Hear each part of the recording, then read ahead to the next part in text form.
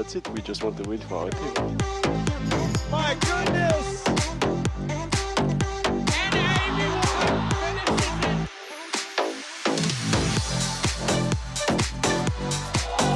Yeah, we're just as good as the men. We're better. It's a huge point for the Bay Area. Good chance that's the #1 highlight of the week.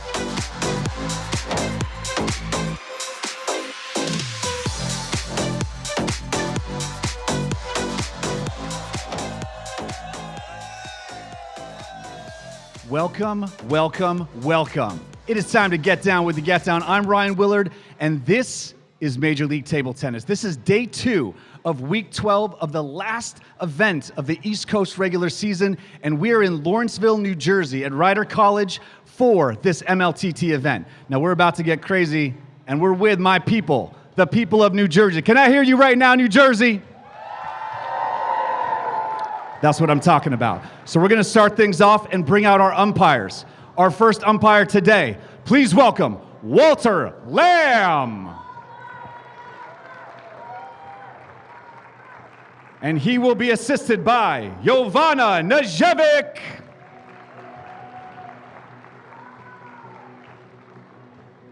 And now, we've got the teams. Ladies and gentlemen, currently in 3rd place in the Eastern Division, please welcome the Florida Crocs.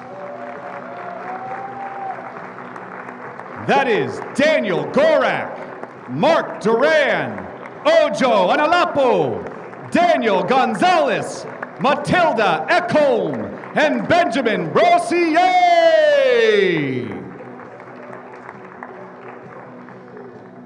And today they're going up against a team that came from behind yesterday, won the Golden Game, and won the entire match.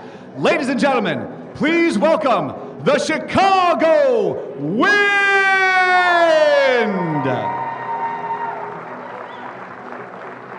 That is Damian Provost, Sasha Hanin, Alexander Kazaku, Danielle Drama Pinto, Emily Tan, and Tim Wong.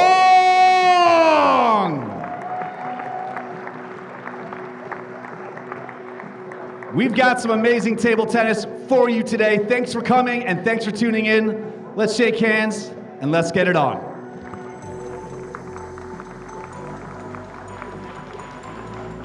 We've got Saturday night table tennis coming to you from Rider University. It's a windy day. The Chicago Wind coming off a big victory in the Golden Game last night against the best team in the league, the Carolina Gold Rush. And today, Chicago faces a desperate Florida squad. After a very disappointing Friday night against Princeton, it is basically do or die time today for the Florida Crocs. The final weekend of the regular season and the final match of the year between Chicago and Florida. The Crocs are not out of it, but after a strong first half of the season, they have faded. They came into this weekend just 3 points behind Princeton after getting blasted 18-3. That gap has widened to 18 points. 21 points up for grabs today, 21 more points up for grabs tomorrow, and the top 2 out of the East will be in Chicago for championship weekend, the first MLTT championship experience at the end of April. We say good afternoon and welcome again, everybody. Evan Lepler with Matt Hetherington. And Matt, the Florida Crocs just did not show up last night. They had a lot of close games, but they lost a lot of close games, and this is all about how they respond today. Yeah, I mean, four Golden Games against the Revolution, 4 Golden Games lost. You know, you have Gorak coming out 8-1 in the lead in the first game of the match and going from 8-1 up to losing. They can't afford that. And, you know, they're in a very difficult position. Obviously, Princeton have moved ahead of them quite substantially. They can't afford any errors from here on in. Chicago Wind, as you said, coming off the back of their second win in just this year against the Carolinas. So plenty of potential for an upset there. We'll see how this plays out. Now, Chicago's coming off a great performance against Carolina, coming from behind in the Golden Game, something we had not seen in a very long time, but Chicago has not had a ton of success this year against Florida. The Crocs are actually undefeated, 5-0 in team matches against Chicago.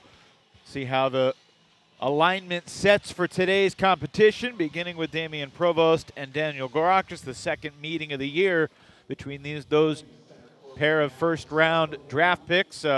What else catches your eye on the agenda for this first match on this Saturday here in Jersey? Actually, I think the singles number 3 between Pinto and Gonzalez. Gonzalez is a player that we haven't seen as much in the Florida Crocs lineup, or Pinto has been in almost every match, I think. But both very explosive players. Gonzalez, he's had some outstanding matches. You look back at his matches with DeSantalan against Timothy Wong. I think it's going to be a very fast-paced match between those two players. On the final day of competition in February in Winter Haven, Florida took on Chicago, desperately needing a win. And out of the 21 points that were available, the Crocs got 17 of them. They're going to need a similar performance today. 11-10 or 12-9 win probably is not going to be good enough for the Crocs to get back into the playoff picture. And a reminder, 3 games to 11 in each of the 4 singles matches and the 1 doubles match, all leading up to the Golden Game. And look, Chicago for the 3rd time this season came from behind to win a Golden Game. That's something that we had not seen since early January when Chicago did it against Carolina. Yeah. The only comebacks to win Golden Games since the calendar flipped to 2024 were both the worst team in the East statistically defeating the best team in the East statistically. So that just goes to show you, you never know. All right, Provost versus Gorak. 2 backbones for their respective teams. Let's see how this one goes. First time they played was in November. Provost won 2 of the 3 games to earn 2 points for the win. Provost strikes first on the initial serve. Last month, Daniel Gorak faced Sasha Hanin and took 3 straight games against him, so Eric Owens switching that matchup around.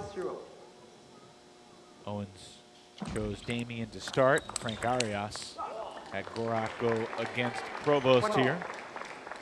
Owens chose Damian to start. Frank Arias had Gorak go against.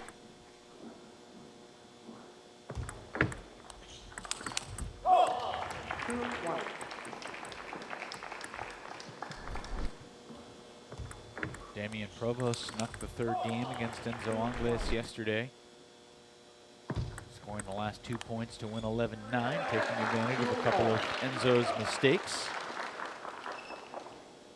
Yesterday, Gorak had a roller coaster of a match against Jishan Liang. And that's the type of roller coaster that can leave you a little dizzy for a couple of days. And that's the most interesting thing about today is, that's the type of roller coaster that can leave you a little dizzy for a couple of days. Find its equilibrium after that roller coaster ride yesterday where they got dizzy, nauseous, and it did not end well. Yeah, I mean, if we look back at Winter Haven, the last round of the East Division, again, Florida had a really bumpy start, but they totally blew out the Chicago Wind in the last match. It was 18-3. 17-4. 17-4, close. But that's the kind of result they have to try and repeat here. 18-3. They can't. 17-4. 17-4, close. It's pretty difficult for them going into Sunday against Carolinas to get the results that they need. Before February, 3 previous matches all went 14-7 in Florida's favor. Back in September, the first ever meeting was a 13-8 win. That was the only time that Chicago held a lead going into the Golden Game against Florida. But the Crocs are 5-0 in matches, 5-0 in Golden Games against the Wind. What have you noticed through the first 8 points here today with Provost and Gorak? I think pretty steady start. Both trying to figure out tactics that work with pace. I mean, pace is the important thing here. Damian, he mixes up the pace a lot, but he tends to play slower. Gorak tends to play faster.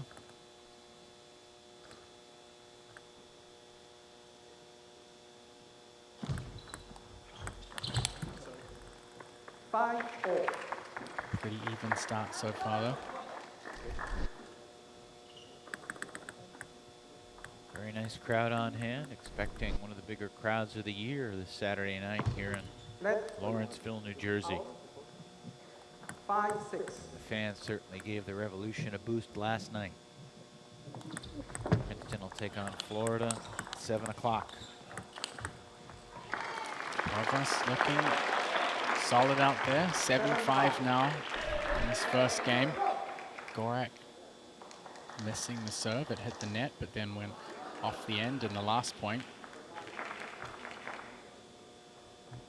Gorak's got to be really careful about letting the ball drop too much.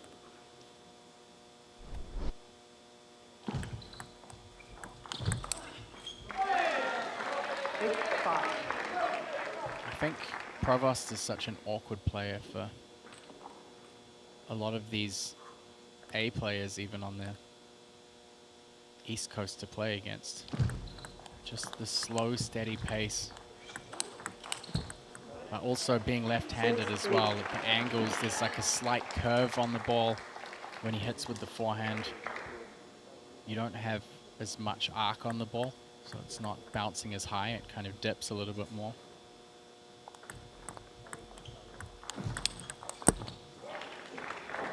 Gorak back within 1.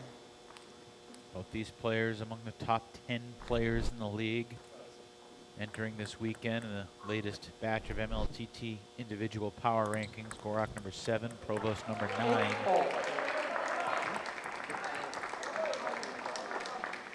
Both have had real solid seasons overall. Provost has had great numbers in the Golden Game, in particular, 8 all. Gorak was the beast of the Golden Game the first couple of weekends, really the first weekend of the year. Yeah. He was unbelievable. He has regressed to the mean a little bit since. Gorak, though, on a bit of a run to take a 9-8 lead. Interested to watch this Florida bench and see what kind of reaction and energy and vibe we get from them this afternoon. Yeah, they need to bring something different to what they had yesterday, that's for sure. 9 all as Damian Provost flicks a winner. And I think it's fair to say, Matt, the Crocs were just shell-shocked by what happened yesterday. I mean, they stuck around the venue for a long time after the match concluded, just kind of sitting silently, staring out, looking for answers. A score margin like that really throws their weekend into jeopardy.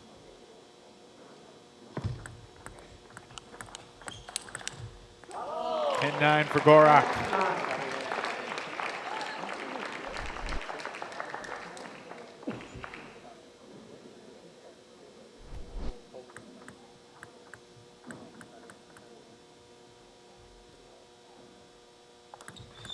Deep serve catches Provost off guard, and Gorak takes game 1, 11-9. Really good placement there. Gorak, one of the few players to use that long, faster reverse pendulum serve. It's so hard to get the range of wrist motion you need. Straight into the elbow. Great finish for Gorak for game 1.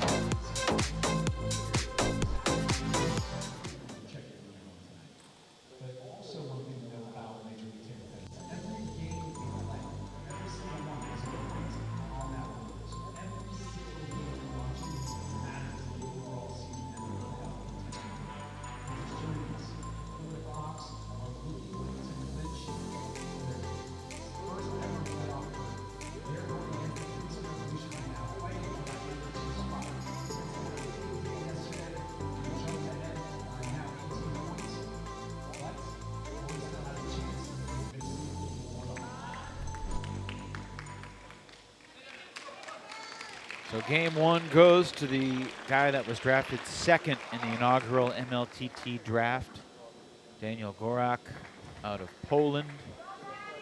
Damian Provost was the 5th selection. It's certainly interesting to look at the draft results now. Yeah. Which players have exceeded their expectations. There's certainly a bunch of them. Koyo Kanemitsu is a 8th round selection. Sonora Silva, He's not a selection. He's an award winner this year. breakout player of the season, undrafted, and he's played great for 2 different teams as a free agent signee. And Provost off to a solid start here in game 2. Takes the opening pair, both on Gorak serve. I think Provost's got to take more advantage of his down the line shots, especially on the backhand side. He covers the forehand angle so well. Especially with the early counters.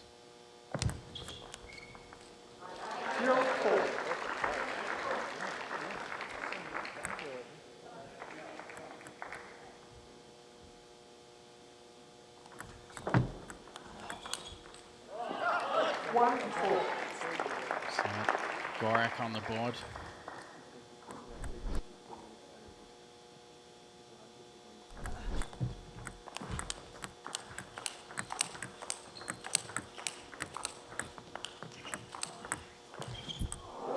Best rally of the match so far. Gorak outlasting Provost to get back within 2. Does one of the players have an advantage in a long rally like that over the other in your mind? I think when their back's off the table, Gorak's probably a little bit more explosive.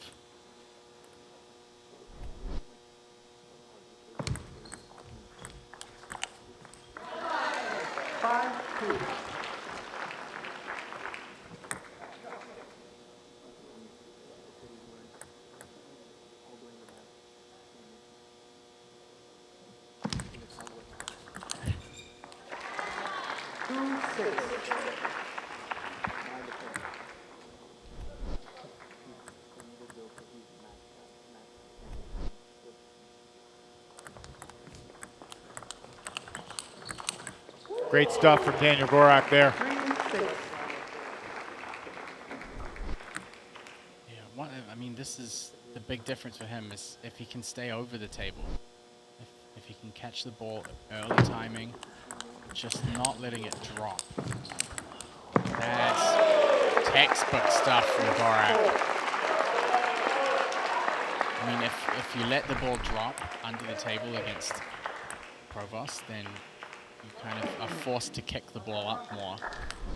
Provost is not a short player. He's got a good height advantage, plays well over the top of the ball.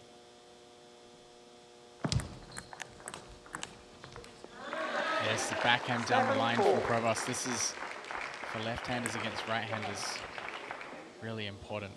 Pressuring backhand down the line.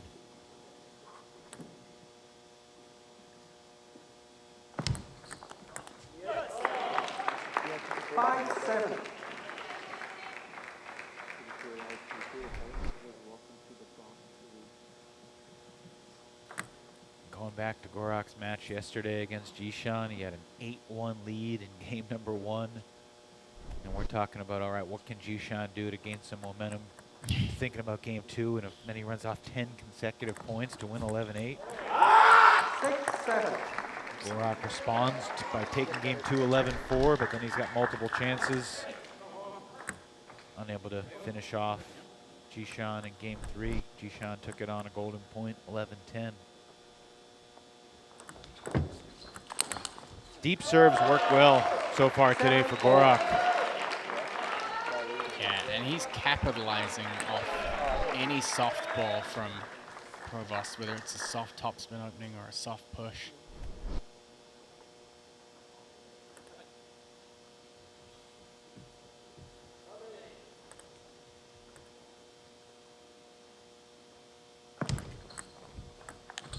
Nicely done by Damian Provost with a solid, firm fist pump as he retakes an 8-7 lead.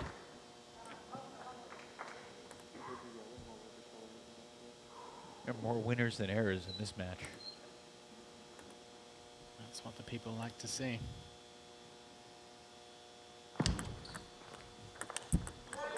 Great opening against the half long. Saw Gorak practicing that a lot this morning and before the match, picking up half long serves. Also practicing with Ecom to get the left-handed practice. He was very deliberate about preparing for a potential showdown with Damian Provost. Seems to be paying off for him. No question. It's a tad surprising that they've only played once before previously. In November, Gorak won the first game 11-9. Provost won the next two 11-6. Tied 9-all here in game 2.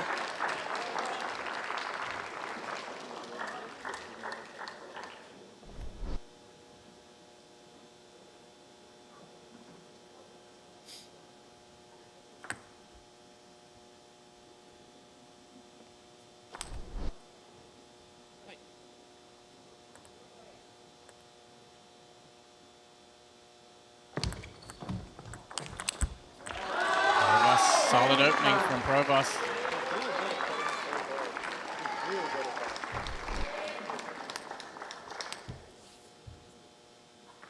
So game point for Provost to even up this match at a game apiece. If he can't win it here, the serve will go back to Gorak. We're even, one game apiece. 11-9 for Gorak in game 1. 11-9 the other way for Damian Provost in game 2. High-level table tennis to get today started here in Lawrenceville, New Jersey, Florida, and Chicago. Rubber game in the opening singles match coming up.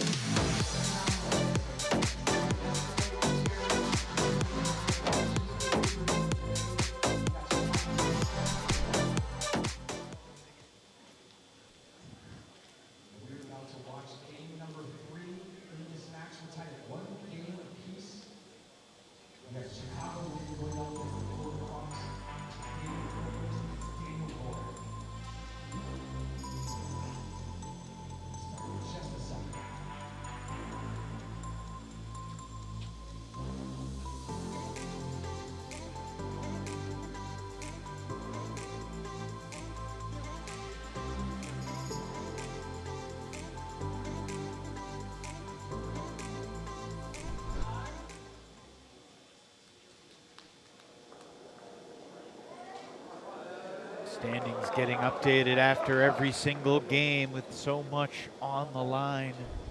Florida started the day 18 points behind Princeton with only 42 points up for grabs. So that's a pretty significant deficit, Matt, especially because Florida is in the position of needing help from Carolina and Chicago. Yeah, I mean, they're in the position now where it's got to weigh on Gorak a little bit more, because every game that's finished now is one that they're not going to get. It's a point gone. And you don't feel that early in the season, but now it's like there's only a certain number of points left for them to get. The magic number for Princeton to clinch, I think coming into today, is 24. So any combination of Princeton games won or Florida games lost would clinch that second playoff spot for the Revolution. So at this exact moment, that magic number is 23 because of the Provost win a game ago. So if you think about it that way, I mean, Florida needs to play well enough today to stay alive.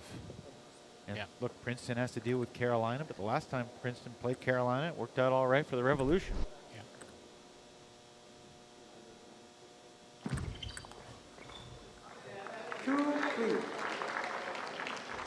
Did some interviews today with Roman Lawrence and Enzo Angles from the Carolina Gold Rush talking about the season. And one of the things they said that they're proud of is even the matches that they've lost have been 12-9. They haven't lost 17 before all season long.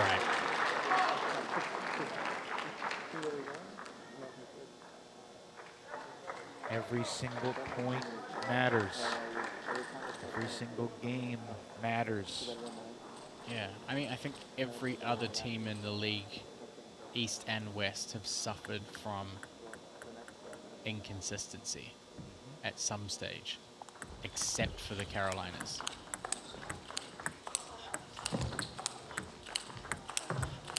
Now Gorak's stepping it up.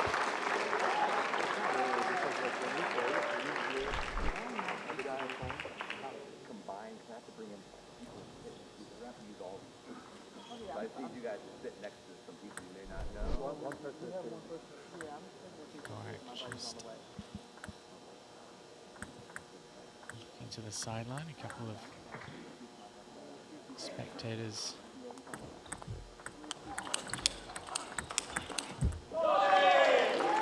Gorak, I feel like in these countering rallies between Gorak and Provost, just Gorak's been able to get himself on the front foot better, especially with the forehand.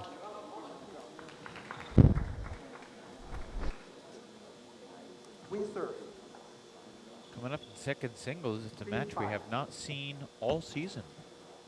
Kazaku and Onalapo. Big hitters, both of them.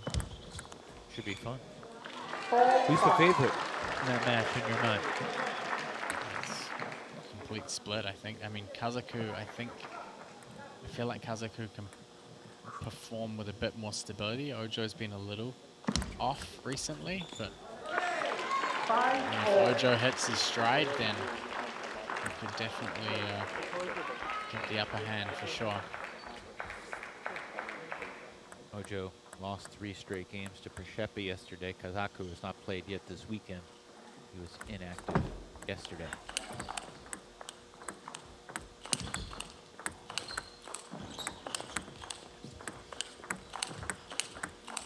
Incredible table tennis. Provost continues to pummel away.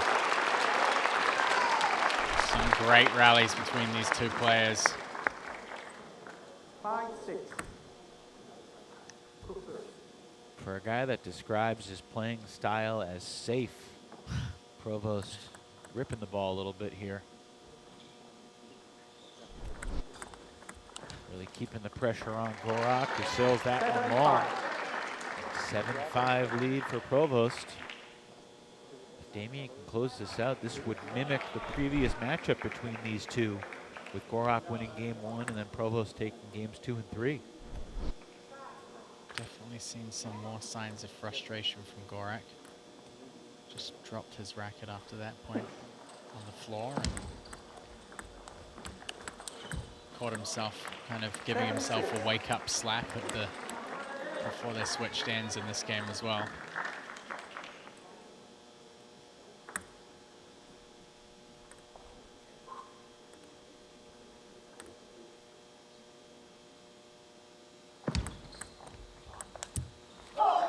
Almost missed the backhand opening. And tied up here again.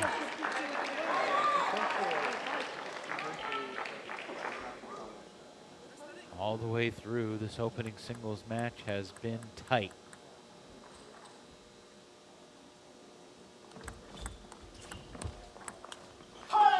Provost again missing the backhand down the line.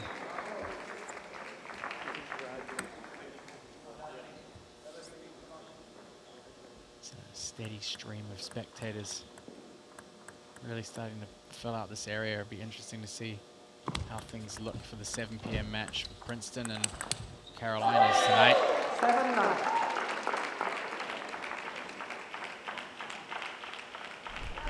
Four straight for Daniel Gorak since he dropped his paddle down 7-5.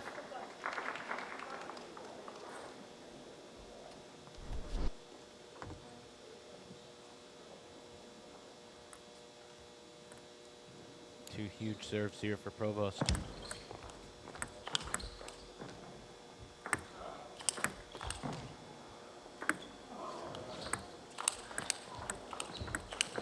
Are you kidding me?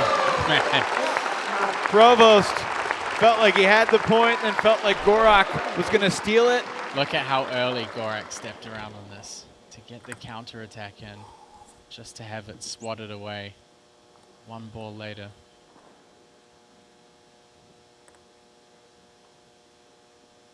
Just when Dismissal. it felt like Gorak was back in the point, back in control.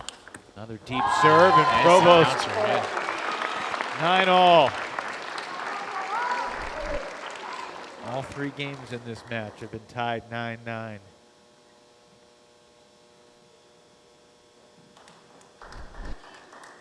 Either 2 or 3 points left.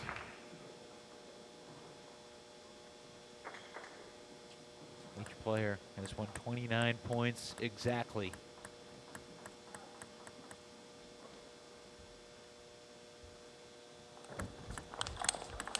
Oh, Damian Provost! If there was ever a better time for it, 3 points, 3 forehand counters.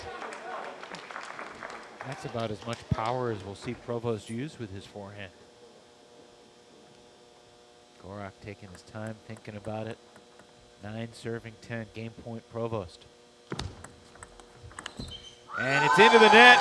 Provost comes from behind. And another tough beat for Daniel Gorak and the Florida Crocs. Provost finds a way in a riveting display of MLTT action to get this Saturday night started.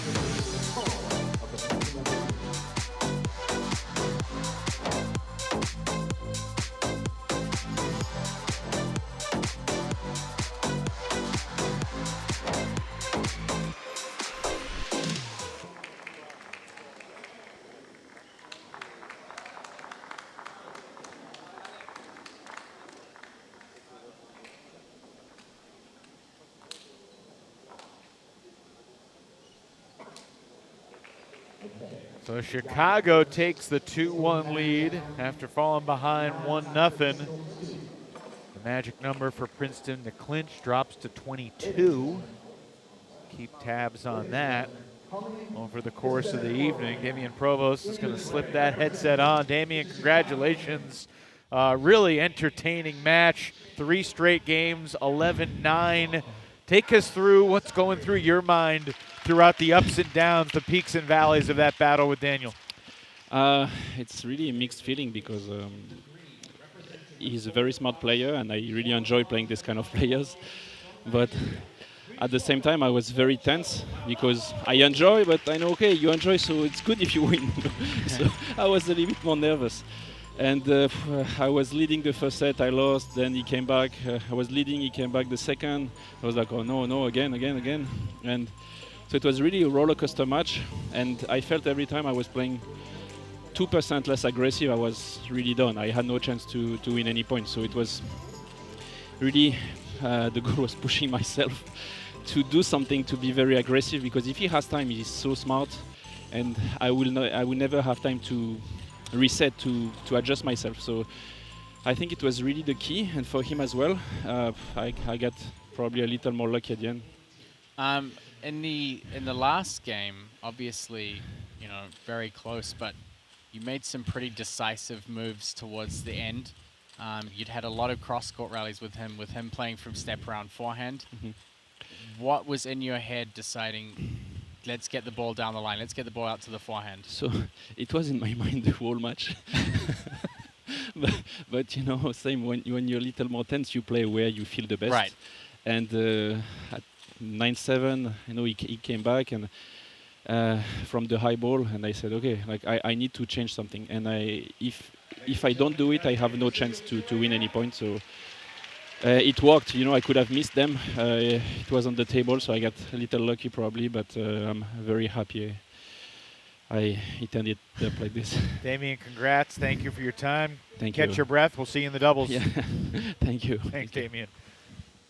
Provost and Tan versus Gorak and Ekholm in just a little bit, but first it's Onaolapo and Kazaku. I like to think of these two guys as original members of MLTT, and that they were involved in the Ocho Day exhibition back in August, a month before the regular season even began. That was before the draft had even started.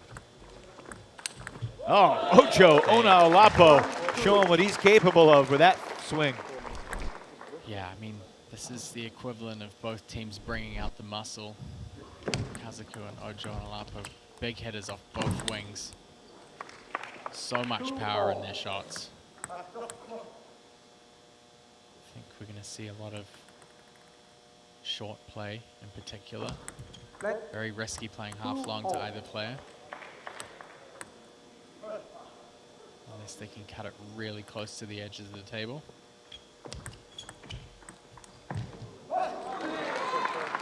Kazaku looking to work the angle out to the forehand. Obviously, Ojo being left-handed.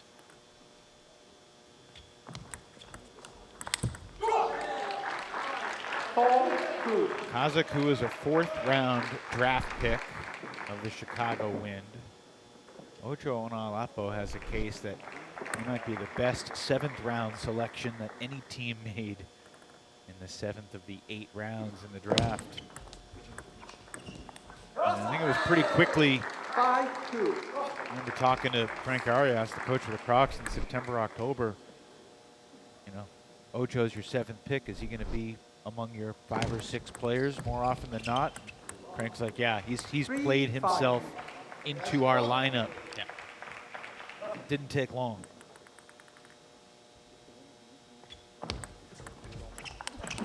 You know, Kazaku has kind of bounced back and forth due to Chicago's missing pieces, with Hanin being out time, Provost missing a weekend. He's played a lot in the AB slot. This weekend he's in the CD slot, so that meant he was out yesterday. Onalapo has scored 3 straight to tie this thing up, 5 points apiece.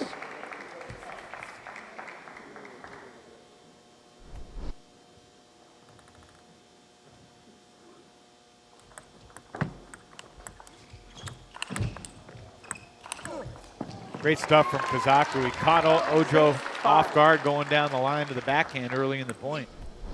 Yeah, you don't want to back off against Kazaku, so got to keep the pressure early in the point.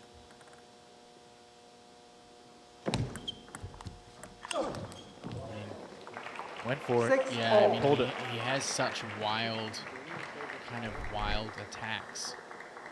They're very explosive, but also it's very hard to know where the ball's going until the contact.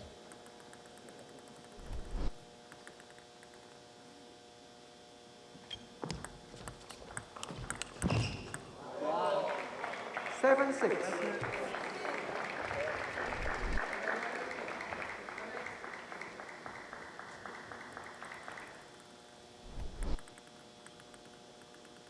One run right now from Onalapo.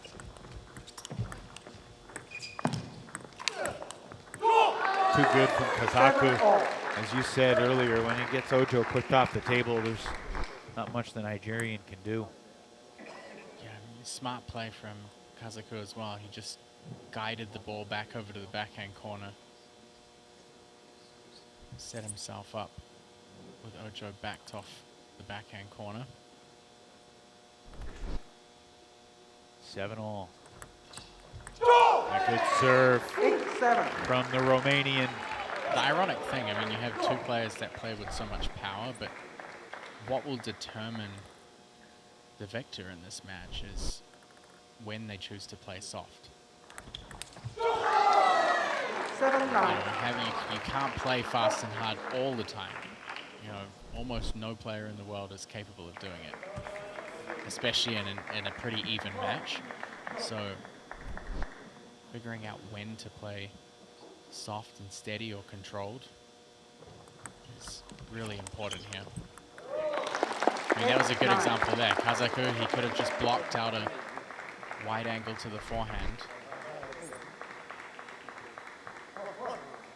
Caught out of position. Ojo within 1. 10-8.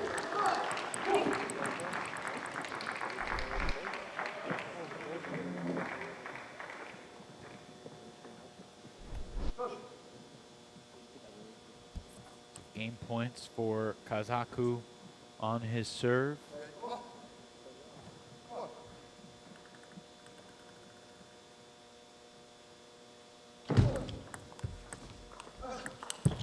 And game 1 goes to Alex Kazaku, 11-8. That's 3 straight games for the Chicago Wind, who are in the process of putting a really nice final regular season weekend of the season together. 12-9 win over Carolina yesterday, 3 of the first 4 today to Chicago.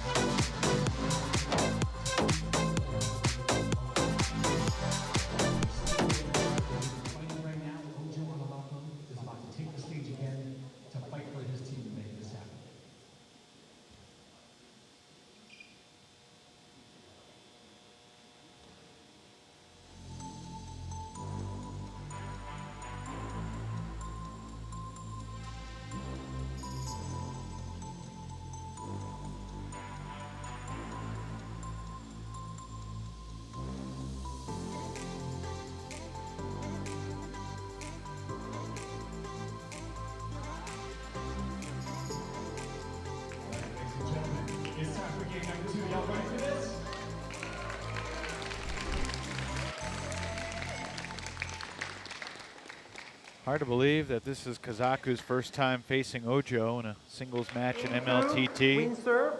He's played against Duran and Gorak 0-0 play.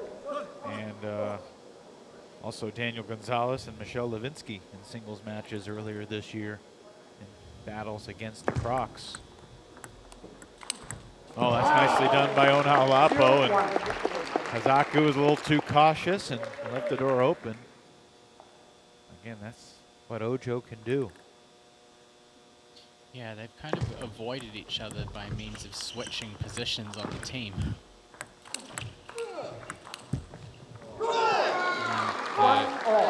One week that Ojo switched into the AB position, Kazaku was playing CD. That was in week 3. Typically, Kazaku, the majority of the time, has played in the AB spot. Ojo has been in the CD.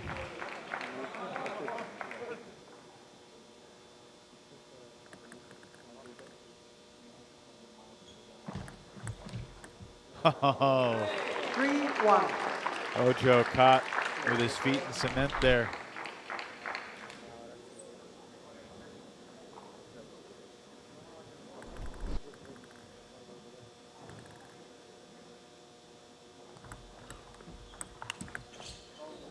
Tough break for the Crocs, and that's 4 in a row for the win.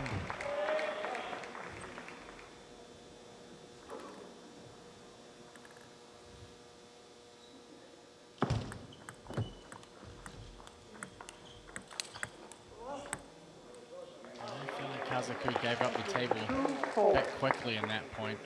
He kind of faded away right off the bat.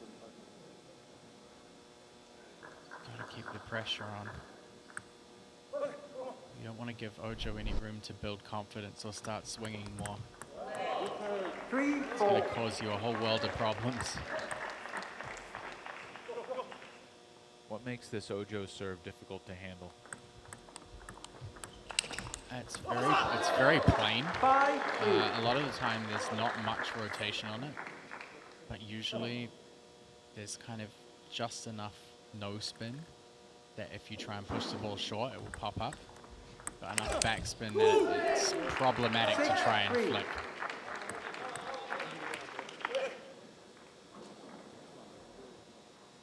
It's funny how it's a really basic serve, but it can just cause nightmares for Kazaku. Quick reflexes. Missed it with his paddle. Got it with his hand. Couldn't do that again if he tried.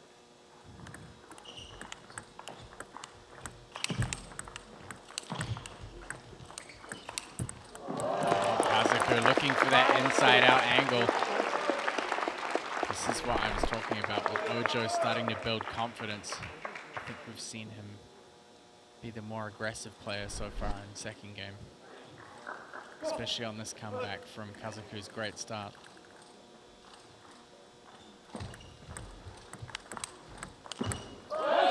Ojo puts it away.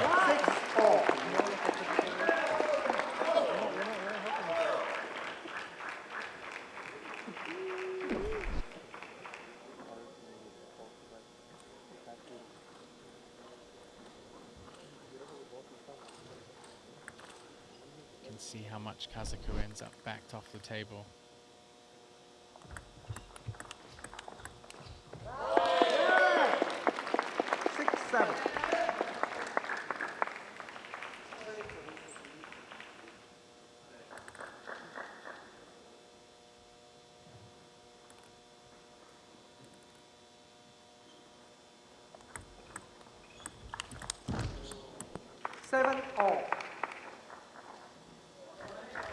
The key here, I mean, against both of these players is when they make those powerful first openings, is to put the pressure on straight away. Don't back off and give them time to follow up. Because usually the next shot is more powerful than the first.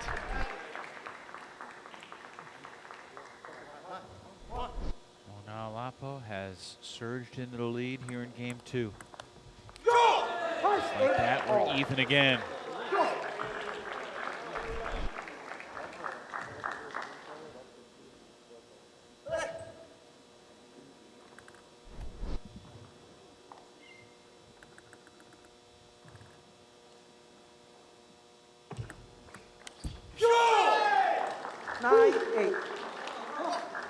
Break there for Kazaku, winning straight off the serve.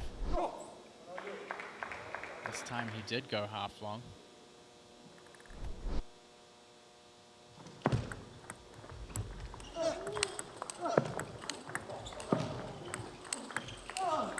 Unbelievable point. There's the double fist pump from Kazaku. What a backhand. What an initial return from Ojo. Kazaku was off balance from the start, but he hangs in it and takes a 10-8 lead. Look at the leg work that went into that from Kazaku on the backhand.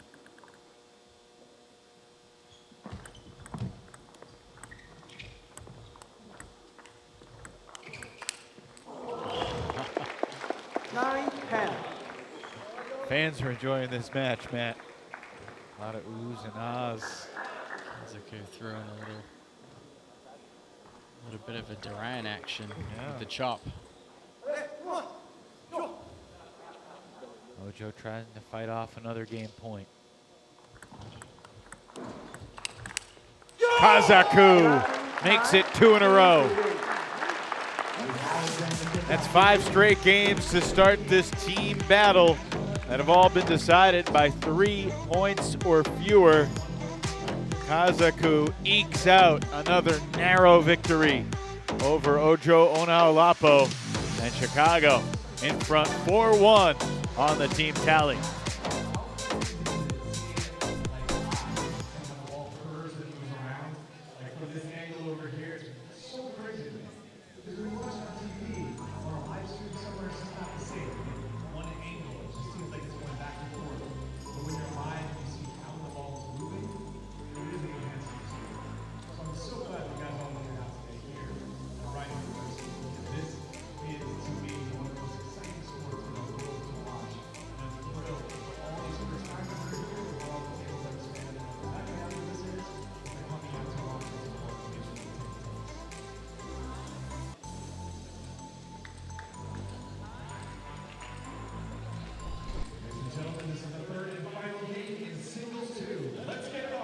So the drama continues to build here in Lawrenceville, New Jersey. But unfortunately for the Florida Crocs, Matt, the story is basically the same as yesterday. In the close games, the Crocs continue to fall just short. And if the sense of urgency was large coming into this team match, the sirens are blaring right now in terms of Florida's desperation. Kazaku going for another backhand. I think if you look at the Chicago win, they're playing with no pressure at all, and that kind of makes them dangerous here. You know, they don't have a chance of making the playoff, but they could certainly ruin someone else's day. They're playing great this weekend so far. Well said. We see that in sports all the time. Teams playing for pride, playing spoiler, different type of pressure, playing a little bit more loose. Good response here from Kazaku in game 3. What stands out to you about how Kazaku has played the big points in this match? I think he's done well to kind of keep the ball tight, but he's a great retriever as well, even when he's backed off the table. But a lot of similar tactics from both players. I mean, Kazaku will play the ball out wider to the forehand of Ojo and then get the ball back across to the backhand. That's what Ojo's doing to Kazaku. They're trying to play angles in order to back their opponent off the table. And I think in the majority of points, the player that's succeeded in backing their opponent off has won the majority of the points when they've done that. 3-4.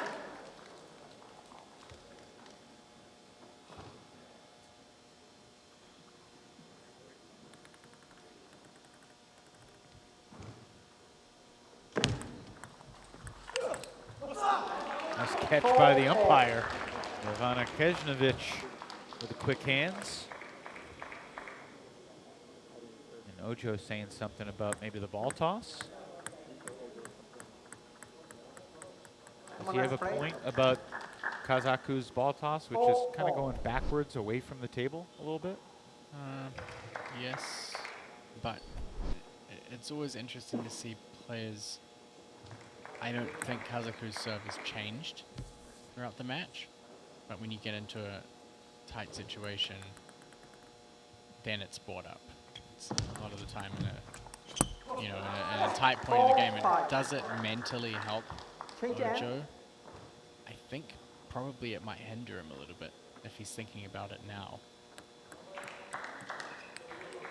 Now we'll switch sides with Kazaku leading 5-4.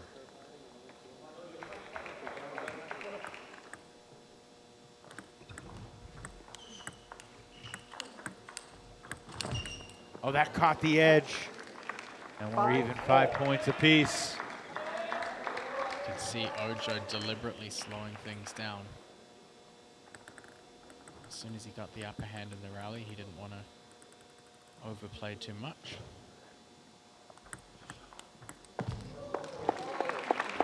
Five, 6.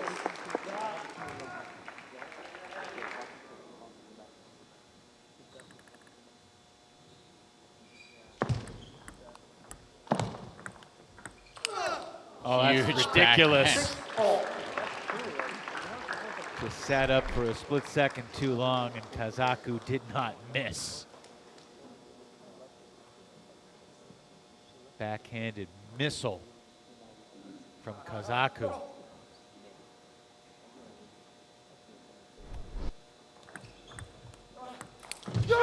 Very heavy spin pickup there from Kazaku. Probably a little bit shorter than Ojo was expecting. See that ball drop quickly with the top spin. Ojo over the table. Big swing winner. 7-all.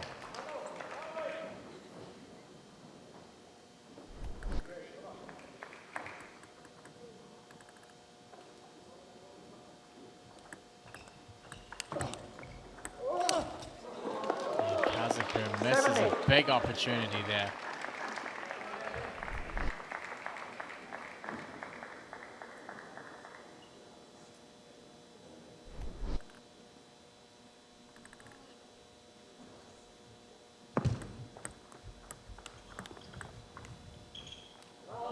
Ojo now a 2-point lead. 2 points away from salvaging game 3. Kind of a recurring theme here of power players opening with the forehand and then 9-7. the opponent just redirecting the ball back across the backhand. 9-7.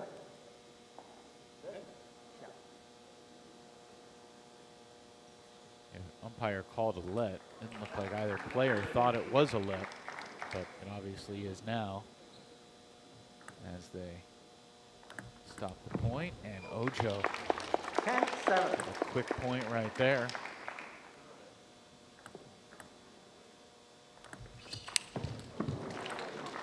$11-7. That was odd. It looked like the umpire raised his hand The there. umpire definitely raised his hand before Kazaku swung, but they're going to give this to Ojo. That final game goes 11-7 in favor of the Crocs. Instinctively, I think he was preparing to maybe give Ojo a warning for the serve about how high the ball was tossed. Well, Eric Owens, the coach of the Wind, is now talking with Walter Lamb, the head official. Came all the way to the table, which you haven't seen that very often this year. I don't think Kazaku noticed. He seems quite oblivious to it, but definitely a hand went up there. Yeah, I don't know if we have a wide-angle shot that we can go back to, but the umpire certainly raised his hand, much like he did the previous point. Again, Chicago, number one, they've been eliminated from playoff competition, and number two, there's the hand. Kazaku is not even looking, so. Yeah. Anyway. So 11-7 for Ojo, and Kazaku joins us now. Alex, congrats on taking 2 out of 3. That was surprisingly the first time that you and Ojo have played a singles match this year. What was your mindset going into it? Thank you. I know most of my teammates didn't want to play against him, so I said I will choose to play against him because I never did this season. And it was tough. It's tough because he has strong forehand, not so very beautiful serves. The backhand serve especially is very much underswing, but you don't see it so much. And it's hard. I played okay, I'm happy. It was not bad. What are your main strategies if you come up against somebody that has a lot of power? I mean, both of you guys are big hitters. Some of the backhands you hit in that match were crazy. Yeah, this was, I think I played a little bit more backhand than him, and I tried to close the game a little bit more than he did with me. And it was okay. His backhand, he didn't use so much. Alex, congrats. We'll let you go, and we'll see you in the Golden Game. Thank you. So that's a 4-2 lead for Chicago, as Provost and Kazaku earn 2 points apiece for their teams, and now Provost and Gorak back to the table alongside their mixed doubles partners. Gorak was just using his forearm to roll his rubber down. I was wondering what the sound was. Are you ready for the double snap right now? Emily Tan certainly had a strong performance in the Golden Game yesterday against Carolina's Bastion DuPont. Match 3, Very game 1. impressive effort from her. Win serve. Neither of these doubles teams won a game yesterday. Carolina swept Florida in doubles. Excuse me. Carolina swept Chicago in doubles. Princeton swept Florida in doubles. So these are 2 doubles teams that are very eager to get on the board. We see Chicago switching up the combination again. 1-all. And they played with Sashi yesterday, right, in the doubles. I would say Chicago's probably switched their doubles combination more than any other team this season.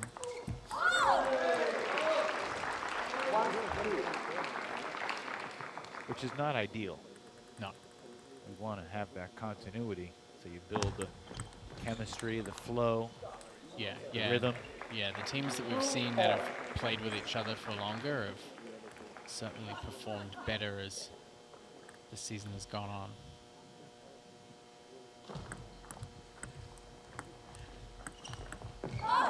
Good stuff from Provost to put that away.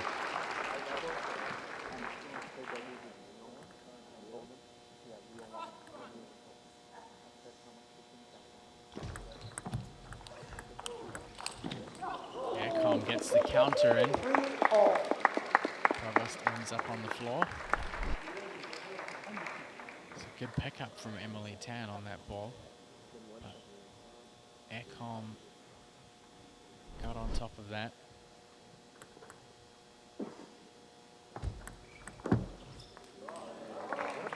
I'm sure Matilda would love to get a win here. I think it's a tough match for her, and particularly yesterday, obviously, as you said, the doubles was a sweep, not in their favor, and then she came into the Golden Game. Had a pretty tough match up there against Prasheppa, which is a style matchup that is pretty difficult for her.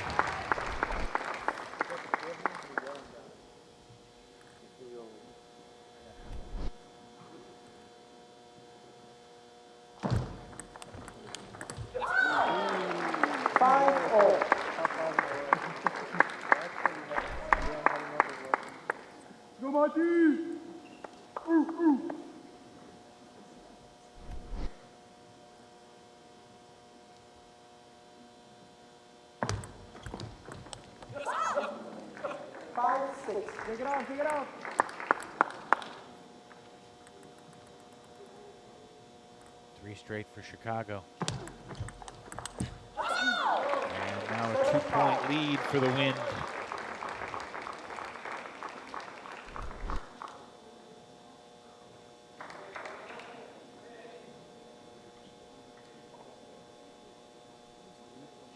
Provost continuing his efforts from the singles here in the doubles, really putting the pressure on Gorak.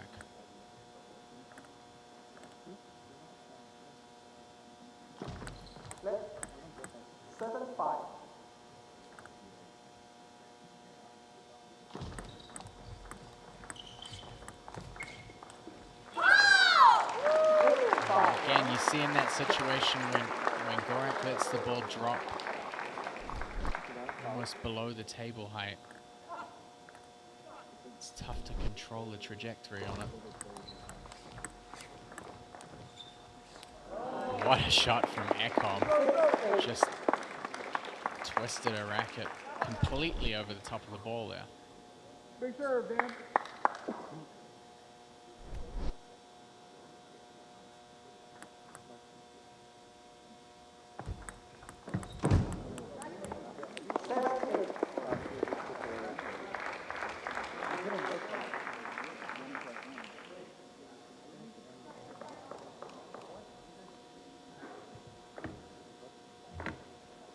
Timeout call from Chicago Wind.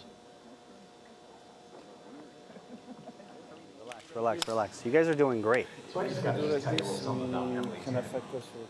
The player for Chicago The push, you know, when you did stable, when you spoke this morning, that's perfect. You had really great touch this morning. So don't try to do too much, like stay grounded, stay strong, fit in the ground. Matilda's not going to do anything dangerous to Damien, so you don't have to overplay. When you do it, No, legally allowed to serve. yeah. That she's been pivotal in this match today, but also yesterday.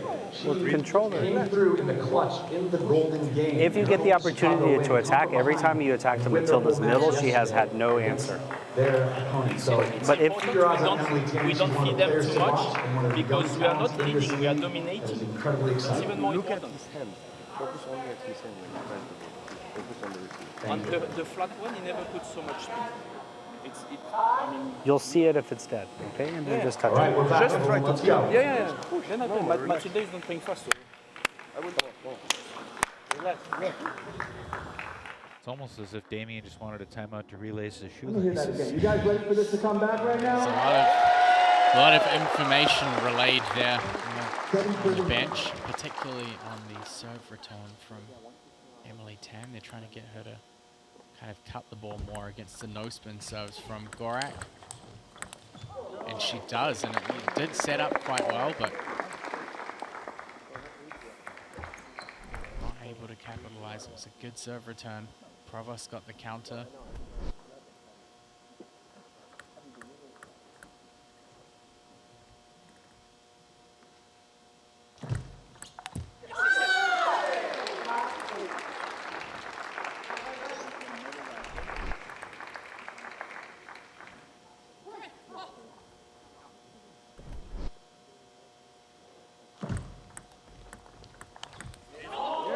Great flick there from Gorak.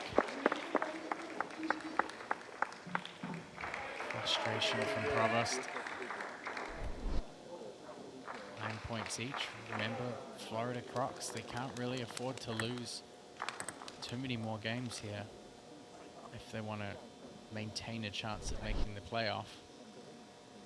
So they can get a 3-0 sweep here in the doubles. That would certainly restore some confidence.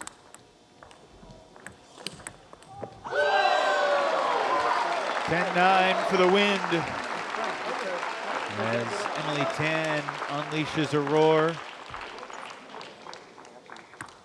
One more serve for Ekholm, facing a game point.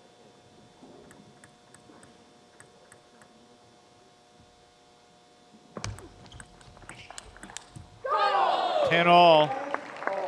Got a lot of close games today, but this will be our first golden point. That's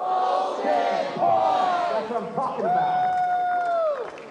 Next point winning Renner Shaw. This is team number 1. We're at 10-10. Long chat between Daniel and Matilda. They've obviously played together a lot. It's their 21st doubles match as teammates this year. And the opening game goes to the Crocs as Gorak and Ekholm find a way and take it 11-10.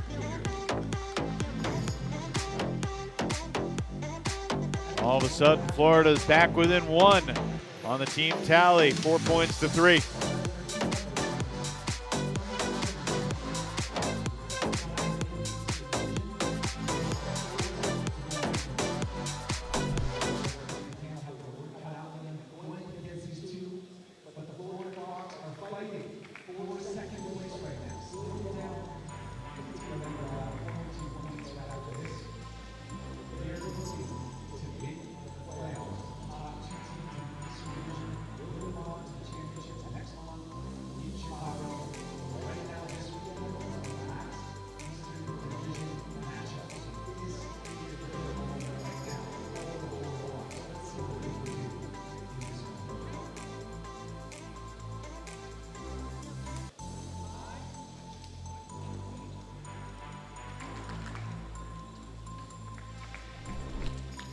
Very exciting opening game in the doubles. Really, every game we've seen so far has been exciting. That was Emily Tan's mother up there in the audience. How Not about- here, but the previous. Look at that previous scene. electricity on the vest. We're ready for game number 2 right now for doubles.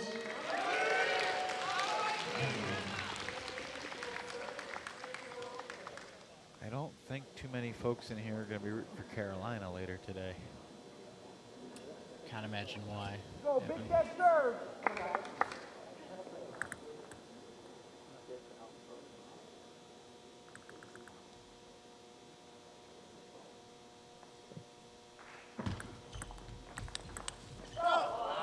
Game 2 underway. Florida strikes first.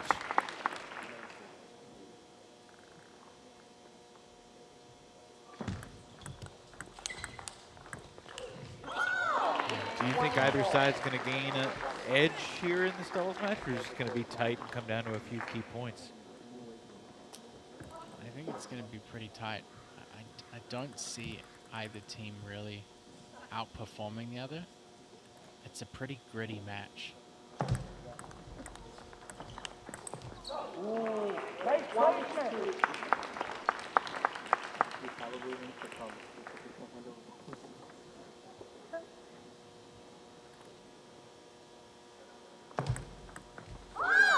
I mean, yeah, points like this,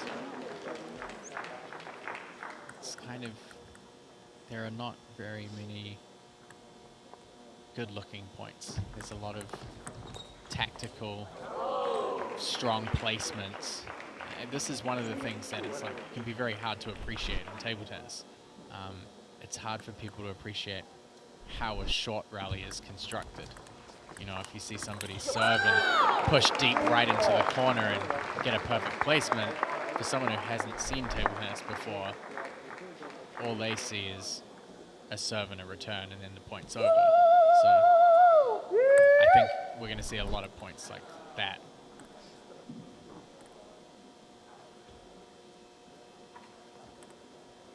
Three-all here in game 2. There's the link for the MLTT Fantasy League.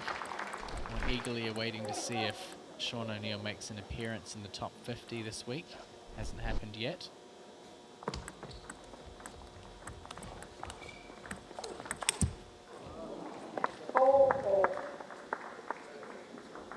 He's been an Olympian twice. He's the Olympics commentator now for NBC. He's the MLTT analyst. He's the Hall of Famer, national champion. Fantasy table tennis does not seem to be his forte, No. however.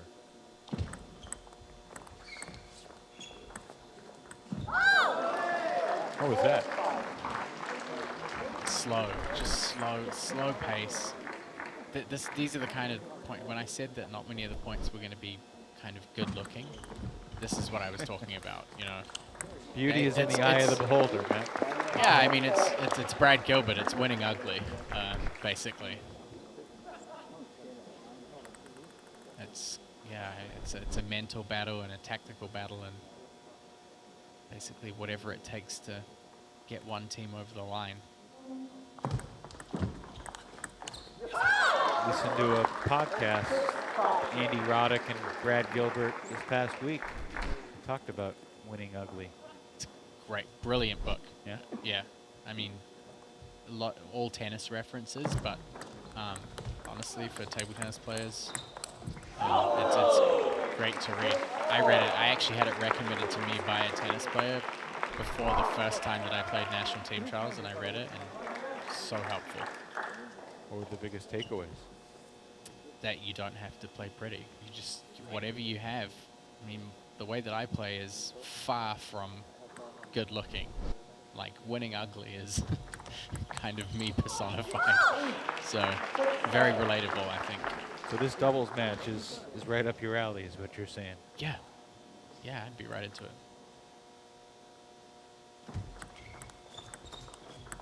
What are the types of things you do to try to win ugly?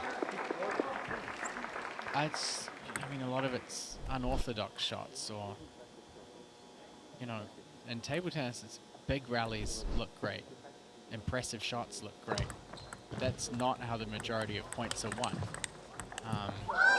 It is the majority of points that are appreciated. But, I mean, you know, this is the issue with having a small ball, not being able to see rotation. There's a little bit of a gap between what mainstream spectators can understand, I guess, about the sport.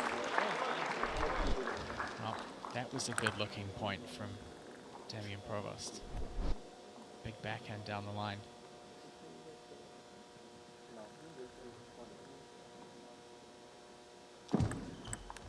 Yeah, but I think that the main strategy is forcing errors. That's what it comes down to. It's not about winning big shots. It's just about making less mistakes than your opponent at this stage. How about that? Correct. With the double bounce drop. Don't see that very often. Almost bounced 3 times before it fell off the table. 1, 2, and off. You could see how far back from the table Provost was. 9-9. Second game going down to the wire as well. 9-9 is a common score today. Bastien Dupont's there in the background, checking the action out. Understandably. Tense moments. Florida leads 10-9.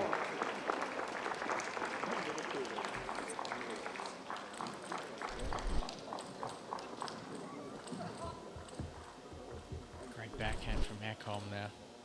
Crocs did not win a single match yesterday. They're 0 for 2 today.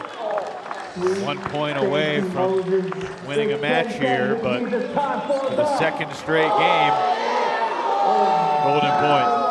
Right now. Let's go, baby. Are you guys ready for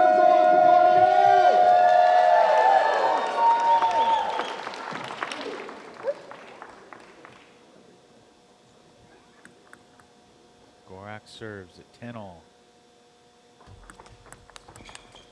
And a Chicago victory coming from behind in game 2. Aggressive return from Provost.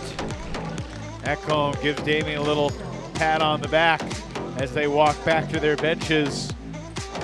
What do you say, Matt? Game 3. Are we going to go the distance again? We'll find out. 1 game apiece in the doubles.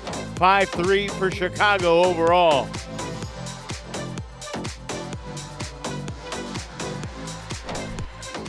anybody here a fan, particularly of the Florida Crocs?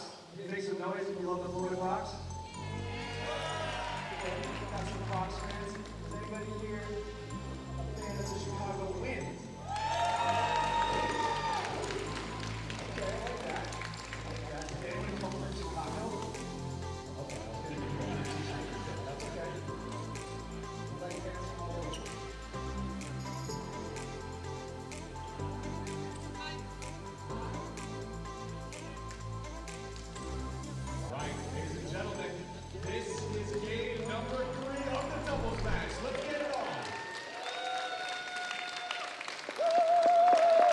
Fun atmosphere here inside the Alumni Gymnasium on the campus of Rider University. We are one game apiece here in the doubles. 11-10 for Florida in game one, 11-10 for Chicago in game two. I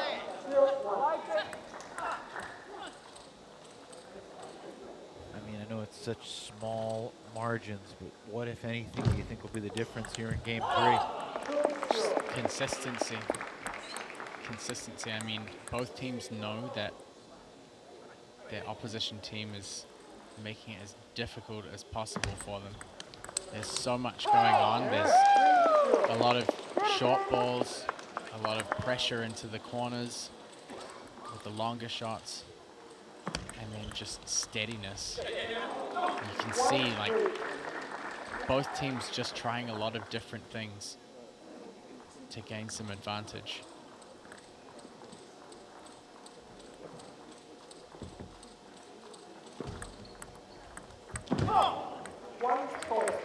Tan drops it into the net. Gets rid of that ball. It's the ball's fault, man.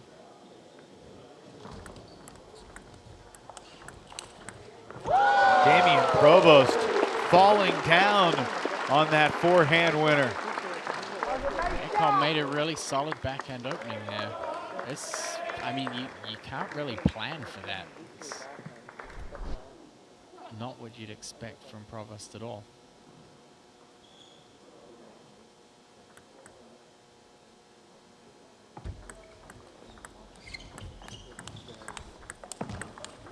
Provost again, that wide angle.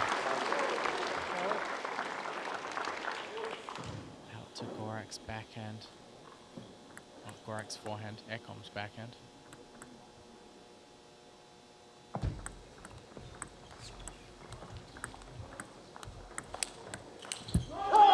Nice job by Florida, forcing Chicago out of position there, lunging for those returns. I love seeing Damian. He's so frustrated at missing that shot.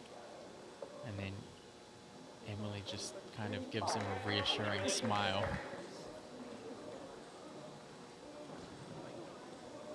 Go, big attack!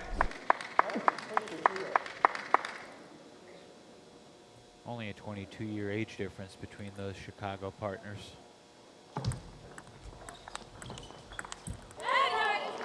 Well, it's always good in a doubles combination to have experience,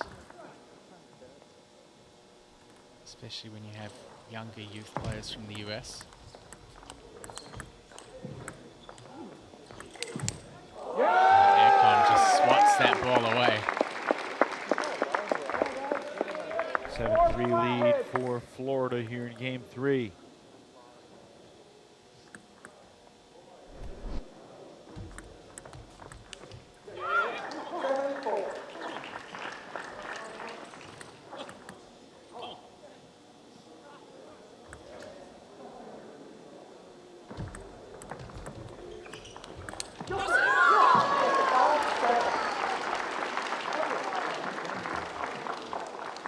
There's Emily Tan's mother again, along with Peng Ying in the orange in the middle. She's a coach here in the Princeton area, and her daughter Faith Hu is U.S. national youth team on a couple of occasions.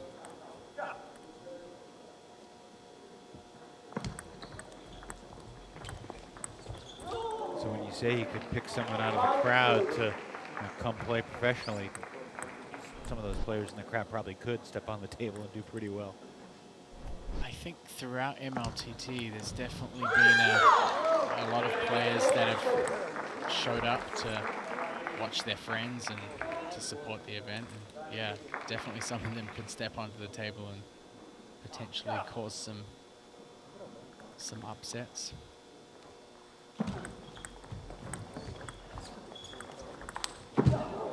And missed it. It's a big miss. 7-8-7. 9-6. Yeah, Provost, he had kind of had the shot in his hand in the last point too. Wow, great pressure from Chicago Wind. almost caught off guard with that backhand. Emily Tan really did him a big favor there by pressing the attack right into the elbow of Gorak.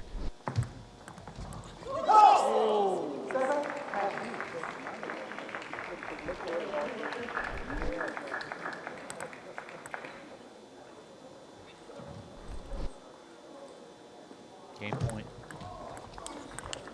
And Florida able to finish it and take 2 out of 3. It's the first match victory for the Crocs this weekend. And much needed response from Gorak and Ekholm.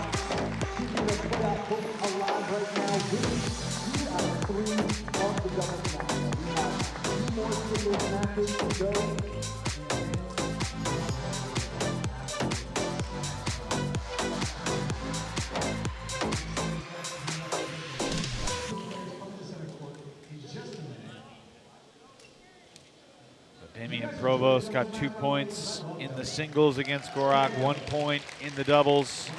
Just handing out some high fives to some Princeton Revolution fans there. They must have been cheering for him on the bench. Yeah, I understand that. We're going to chat with Matilda Ekholm after the victory in the doubles match, 2 out of 3. Matilda, well done. Obviously, it's been a tough couple of days so far for the Crocs, but you and Daniel just continue to find a way in really tight games as you've done all season long. What stood out to you about that match with Damian and Emily? I think we played really well. It was a good match overall. Both pairs played really well. It was a high quality match. I think in the end we were just slightly better in some small details. First attacks, no easy mistakes. So yeah, it was solid. And when you think about the match, I mean, there were some good shots, not really too many rallies. It was a pretty tight game. It was very tactical. Yeah. What was some of the main things that you were trying to do? Obviously, you know, at the end of it, whoever got the most balls on the table won, and that was you and Daniel. But yeah, I mean, in doubles, it's always like that. You need to strategize. You need to play for your partner. So, like, I like it when Daniel plays the ball certain placement so that I don't have to move too far, because I'm like I always say, I'm not the fastest player in here, but I'm maybe one of the more smart players. So when we play clever, and I can also set Daniel up for easy shots. So we just have to use the angles and take advantage of being lefty-righty, basically. Matilda, what was it like coming back to the venue today after last night, and what did Coach Arias or anyone else on the team say to try to get the team going today? I mean, it was tough, of course, yesterday, but we're all really happy to be here, and we're having a lot of fun and had a lot of fun throughout the season. So we're just like, of course, we want to show the crowd good performance, even if it's going to be tough for us to make the playoffs. But it's still fun to play, so I'm grateful to be here. Well said. Thanks for the perspective, Matilda. We'll see you in the Golden Game. Thank you. Thank you. All right, back to singles. The first meeting of the season in a singles match between Daniele Pinto and Daniel Gonzalez. That picture of Dan Gonzalez, the only time all year I've seen Gonzalez wearing his sleeves, covering his arms, his biceps. He's affectionately been called Guns Gonzalez. The sun is out, the guns are out, and Daniel ready to battle Daniele. What do you like here, Daniel or Daniele? This is another tough one to call. I mean, Gonzalez is quick. He's really quick. He's really quick and he's really aggressive. I think it kind of comes down to, like I said yesterday, finding Pinto's backhand. Once you get into a rally, if Pinto keeps playing forehands, we've seen it already. He can take on a lot of players in the B spot, plenty of players in the C and D spot, and come out positive. So finding the backhand is the name of the game. Gonzalez found it, but Pinto got back on the forehand again.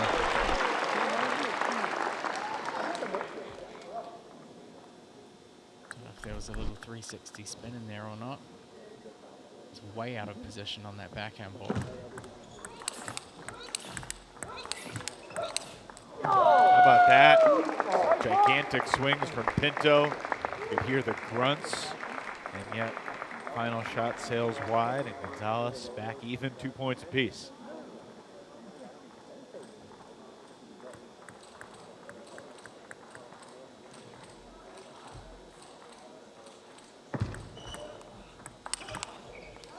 There's Gonzalez, that speed into the backhand. That's really hard for a player like Pinto to step around on, to counter. He has to play backhand. This strategically makes it a big difference in the match.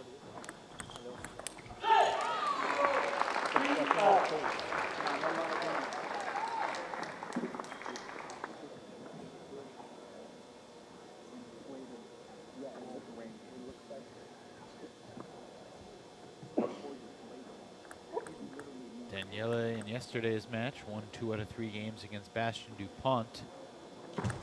One of the wildest matches of the year, all 3 games going to Golden Point.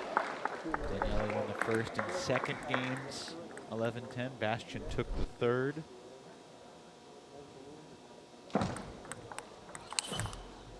Oh, what a catch! And Pinto tried to go with another dropper. Just remarkable reflexes to stay in that point. Would have been one of the gets of the year. Gonzalez kind of just softly snaked that shot in.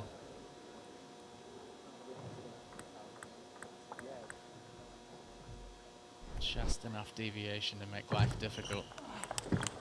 There's the backhand.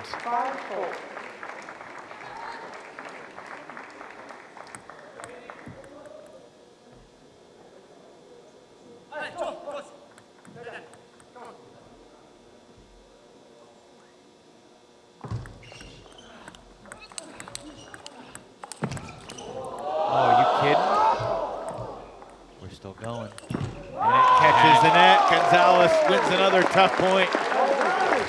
Second time here in the first game. Gonzalez from under the table. Look at the kick after the bounce. Big ovation for both players after that point. Understandably so. Wow.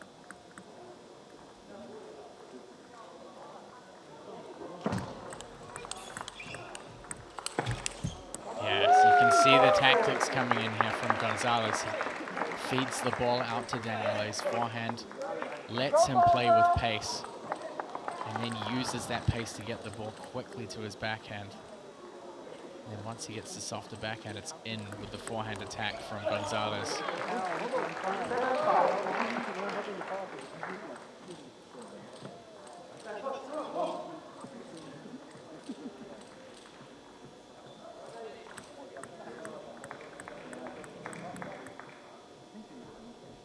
Fans in the house. There's some Major League Table Tennis t-shirts out there. Right alongside Commissioner Jeremy Hazine. Flint Lane and his wife Kathy. Pinto is back within 1.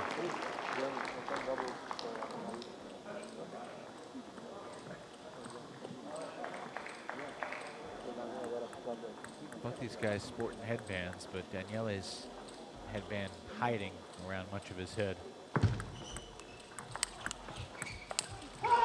Gonzalez overhits.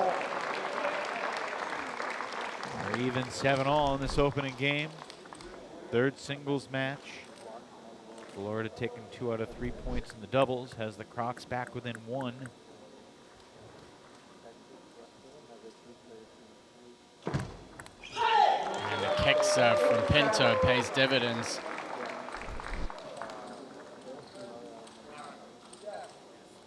Gonzalez bringing up the free arm from Pinto. Didn't talk to the umpire, he went directly to Pinto. Pinto acknowledging that comment.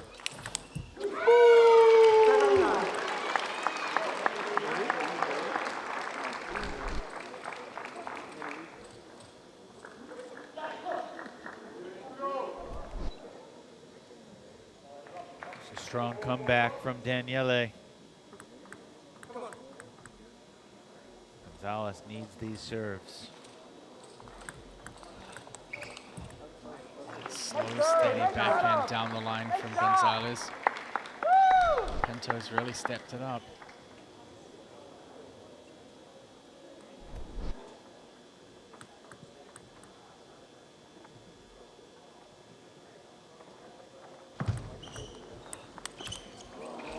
Gonzalez picks up a couple of points there off the serve. Again, fast attacks into the backhand of Pinto. 9-all.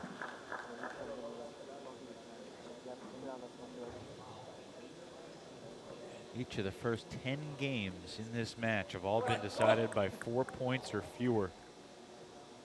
2-11-10, 4-11-9. Now this one's 10-9 for Pinto. And he's got a chance to win it right here on his serve.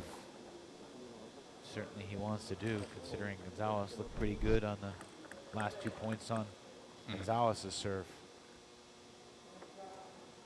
Game point. Oh, big shot from Gonzalez. Pinto trying to get that kick serve to the elbow.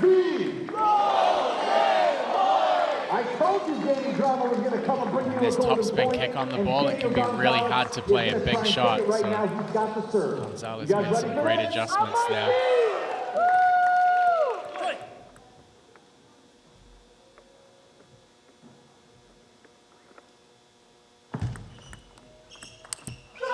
Catch in the net, and Pinto prevails by the slimmest of margins. Another tough break for the Crocs. Felt like on Gonzalez's serve, they're about to tie this match up, 5 points apiece. But no, going for the winner, catching the tape. Sails wide. Chicago back up by 2.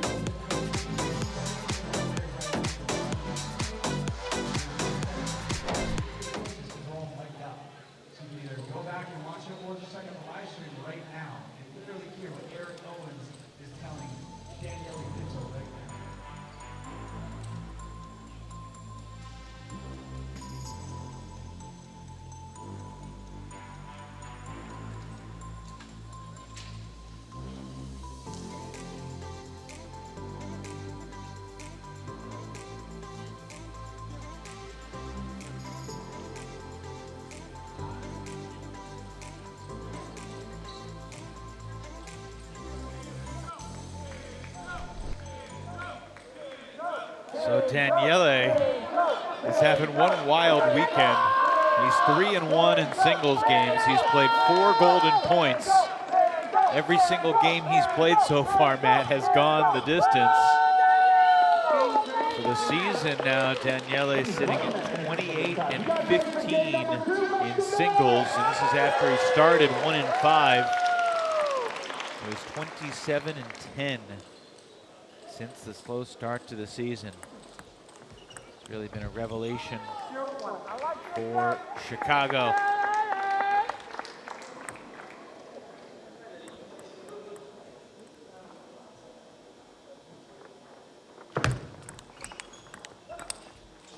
Gonzalez just getting back to starting things off. I was quite surprised. I can understand why he went for it, but I was so surprised that he tried to take that last golden point shot out to the forehand. He had such great success playing into Pinto's backhand. And, you know, Pinto hasn't been stepping around. The speed that Gonzalez is playing into the backhand has just prevented him from playing forehand off that side of the table.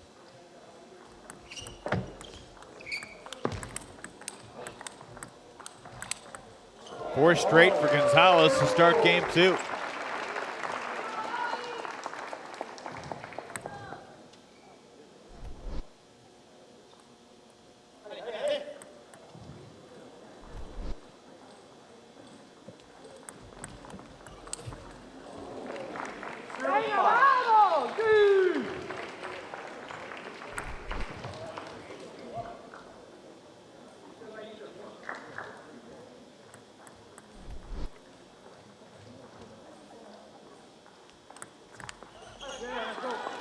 Gonzalez keeping it simple on the serve return. Pinto having some good results with the serve throughout this match.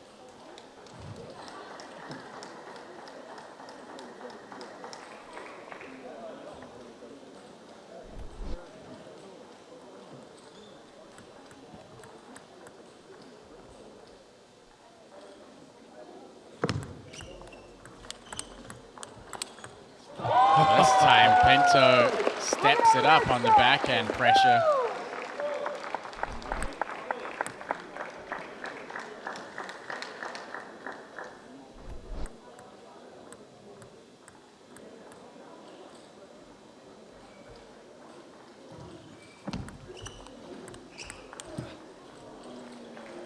Good fist pump from Gonzalez.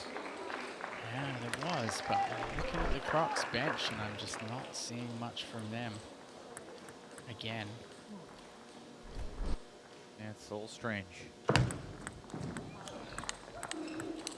Oh! That did it.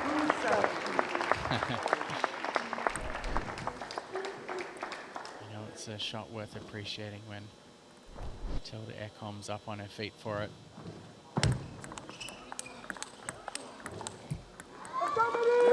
You can see Gonzalez not overplaying the forehand. He's just trying to kind of catapult the ball back, use the incoming pace, redirect the ball.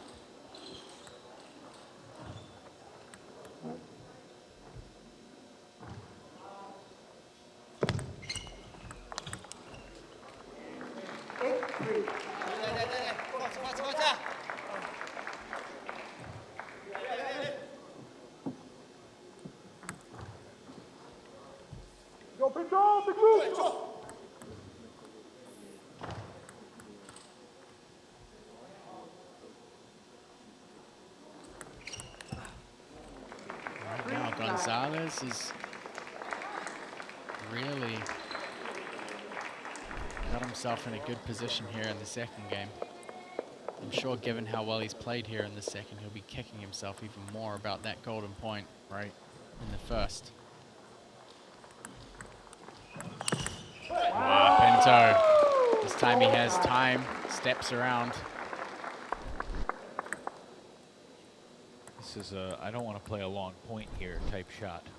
Win it or lose it on that swing. 2 straight for Pinto. Back within 4. Florida Crocs do have 2 timeouts still. Gonzalez loses his next point. You think we get a timeout? Yeah.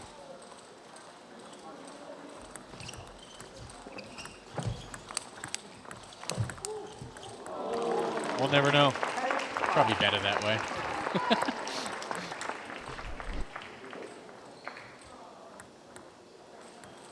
Certainly Gonzalez not looking like he needed a reset after that point. 10-5 game points.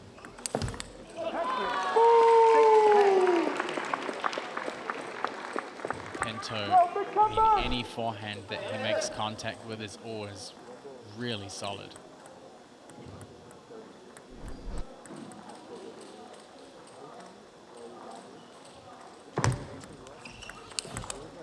Case in point. Now 4 of the last 5 points for Pinto. Looking over at Frank Arias, sitting still, stoic. Pinto trying to fight off another game point. And he will. That's gotta be a timeout. Arias standing up, looking at Gonzalez and taking the timeout. It was 9-3 in favor of Gonzalez, and now it's 10-8 as we listen in to Frank Arias and Daniel Gonzalez. 6 veces le ha sacado corto ese invertido al Subaca y ha cogido los puntos tú. No tengo más nada que decir. ¿De acuerdo? Si no llegara ahí y llega al Golden Game, cuando tú has esperado el tiempo para recibir, que él está ya moviéndose y entonces que tú decides dónde la va a tirar, te ha funcionado. ¿De acuerdo? Listo. Vamos a ganar este punto. towards their playoff chances. Con 6 veces que has sacado ahí, tú has ganado el Colorado punto. Gold Rush has already clinched Vamos, the playoff vamos. berth. They will be the third team to appear in the championships in April. But let's see if Daniel Gonzalez can help the Florida Crocs fight to get back in. Still game points here for Gonzalez. Yes, he can! Can he do it? Yes, he can! Hands up! Hands up! Hands up! Hands up! Hands up! Some fans cheering for Daniele Pinto to continue his comeback. It's kind of a conflicting sideline there. Half of them are cheering for Pinto, half of them want Gonzalez to win. Into the net, and Gonzalez takes game 2.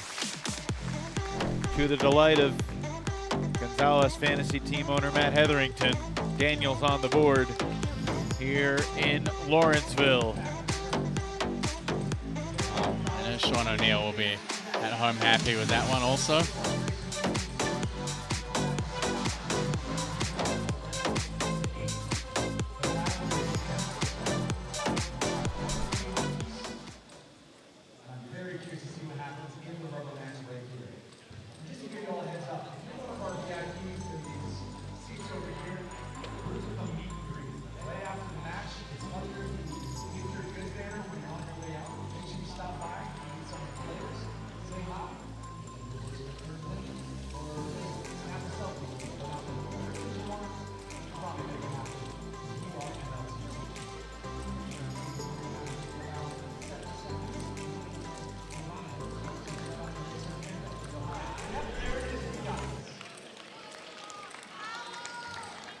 Fans of all types here at the Alumni Gymnasium, watching Major League Table Tennis on this mid-March weekend.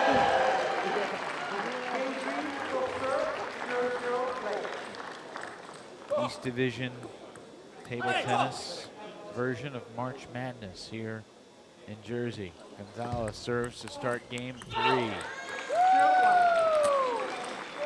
Tomorrow, Matt, across the basketball world is known as Selection Sunday. And Florida is trying to stay alive until Selection Sunday. I mean, the East Division will for sure confirm its playoff berths tomorrow.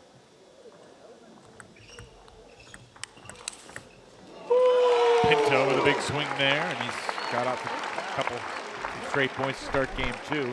Interestingly enough, this is the exact play that Gonzalez was going to try and make at Golden Point in the first game. So maybe that can confirm for him that even if the ball had gone on, it might not have worked.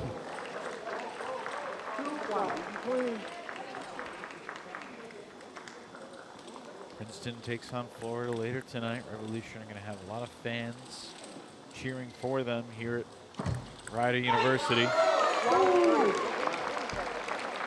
By the way, I was walking through the Rider University Sports Hall of Fame earlier today, and I realized that Digger Phelps attended Rider. Longtime college basketball coach at Notre Dame, analyst on ESPN. He is a member of the Rider University Sports Hall of Fame. The more you know. His shtick on ESPN, he always held a highlighter that matched the color of his tie. And just like you, Matt, wear a baseball cap that matches the color of your shirt. Today only.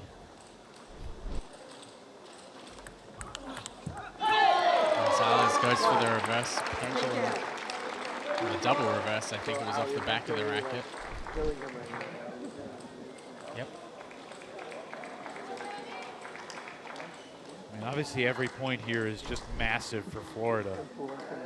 They need to keep the pressure on Princeton. At this exact moment, Princeton needs to score 19 points today and tomorrow combined to clinch a playoff spot. And the magic number is down to 19 as of right now. Well, if Florida win every single point from here on in as well. Yeah, it's...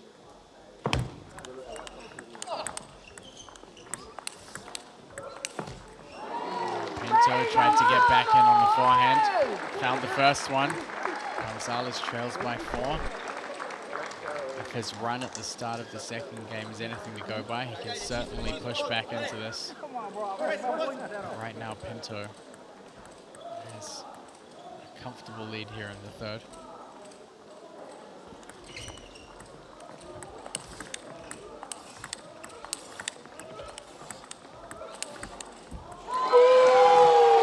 Good stuff from Pinto. Pinto just hanging on the forehand. I think Gonzalez gave him a little bit too much breathing room there in that point.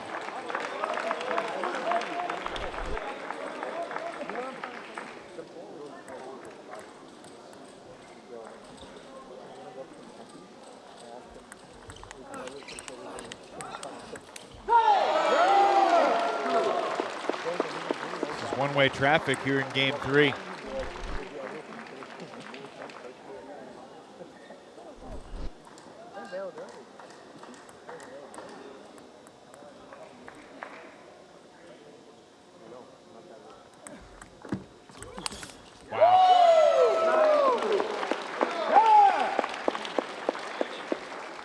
Gonzalez on his heels immediately. Boom.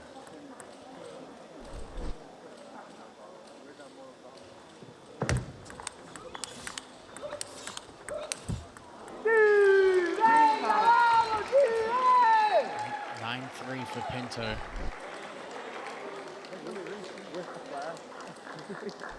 Can he do it? Yes, he can! Can he do it? Yes, he can! Can come! Can come! Can come!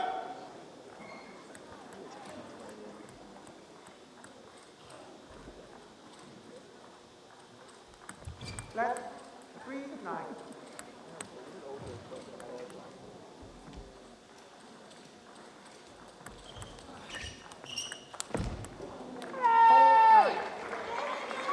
Quite interesting, the guys that are cheering for Pinto are kind of tri-state Princeton area locals, so you almost wonder if they're they playing want the long game. Yeah, well, yeah, if they want Chicago to win, to give the Revolution that better chance of making the playoff.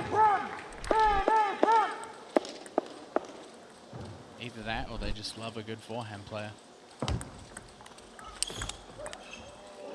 Gonzalez still alive. One more singles match before the Golden Game. It'll be Sasha Hanin for Chicago, Mark Duran for Florida. There's Bastien DuPont peering through the curtains to see what's going on here on center court. Of course, the Carolinas and Princeton Revolution are on the practice courts behind those curtains, preparing for their match at 7 p.m.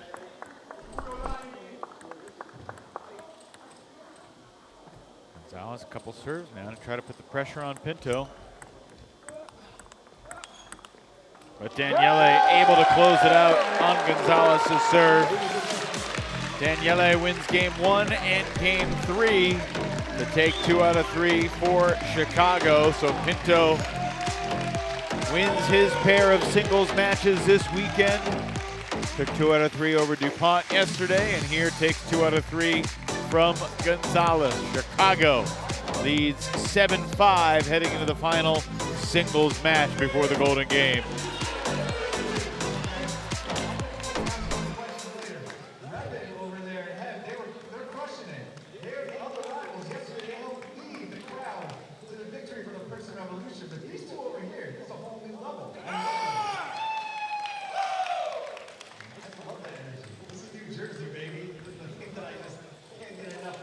We are now joined by the Italian lefty, Daniele Pinto. Congrats on another strong performance today, Daniele. Daniel Gonzalez, the first time you played him in a singles match in MLTT, and he brings some power. What was the key to getting the job done today for you? I played him in a WTT 2 years ago, and it was a really close match, so I knew that would be a tough match. And I just tried to stay closer with Furkan, because when I was far, I was making some mistakes, and try to hit him in the middle backhand. And obviously, like my shtick up here in the commentary is whenever somebody's playing against you, it's kind of a game of find the backhand. In the first game and parts of the second, it looked like he was doing a pretty good job of that.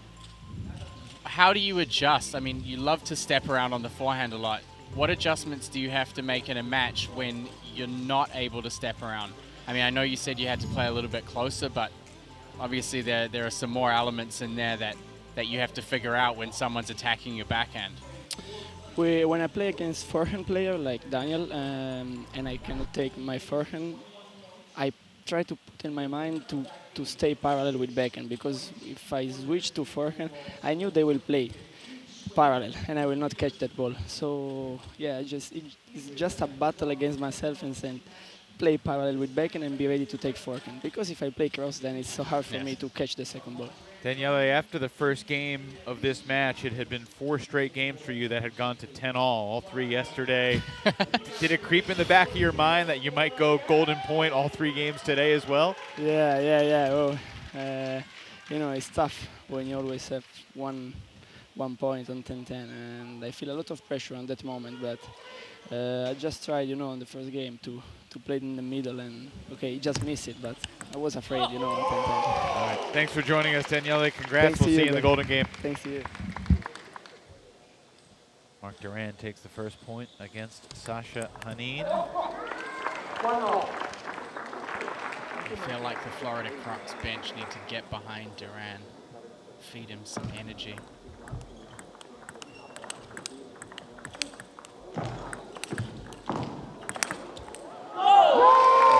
Looks big hitting.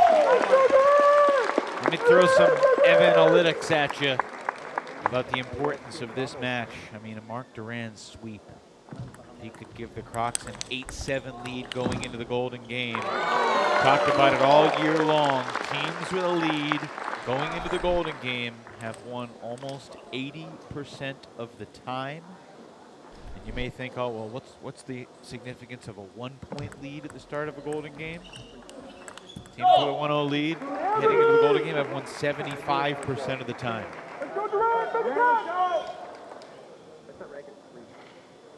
So you could look at this match as not just thinking about the 3 points on the line, but really 9 points are kind of on the line.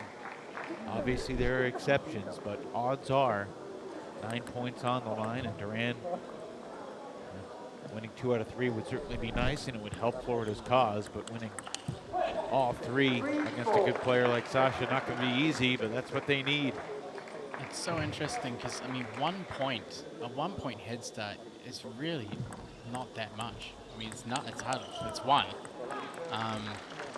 You almost wonder if the team that's ahead having the opportunity to respond to the first pick is what kind of sets the stage for that advantage.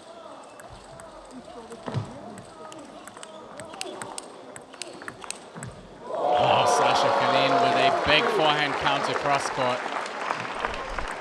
Evidence to support that theory, Matt, might be the fact that teams with a 3-0 lead heading into the golden game have only won 60% of the time. So traditionally, for the full season, teams have a better win rate when they're up 1 than when they're up 3. Certainly not something anyone's thinking about. Obviously, a team up 5 going into the golden game has won 94% of the time. Duran back within 1 here against Sasha. Just the second meeting of the season singles between these two. They played back in November, and Duran took 2 out of 3. Duran again going with the backhand punch down the line.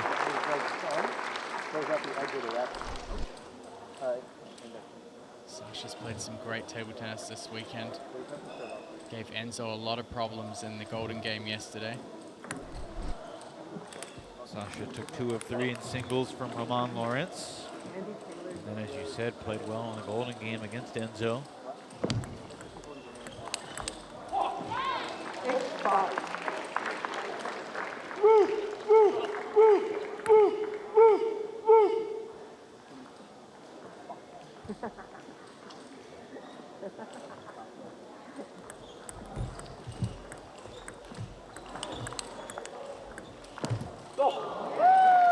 Duran hanging down by a thread right there. But he's back within 2. It's going to be tough for him to try and turn things around in the first game. My goodness. Sasha Hanin. Within 2 points of taking game 1.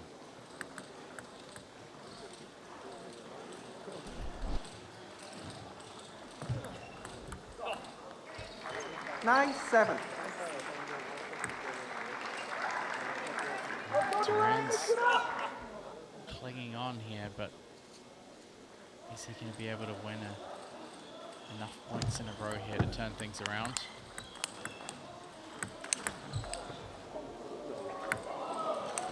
Oh, it caught the edge. 10-7. Can you believe it? When that left Sasha's paddle for a split second, he probably thought he hit it a little too long, but it just does catch. Game point.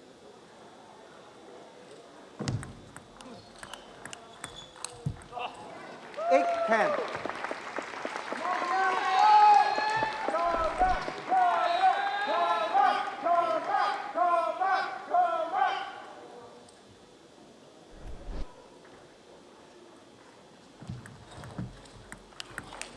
Straight at the body from Duran. He's still alive.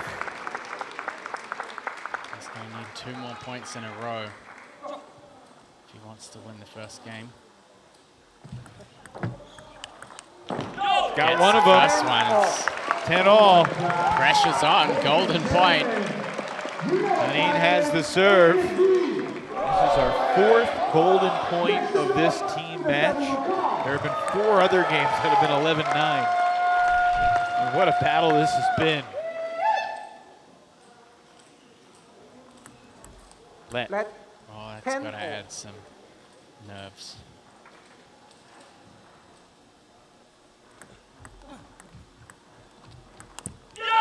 Mark Duran comes from behind to steal game 1 from Sasha Hanin, who flipped his paddle away in disgust after clipping the tape and seeing it sail wide. What a comeback.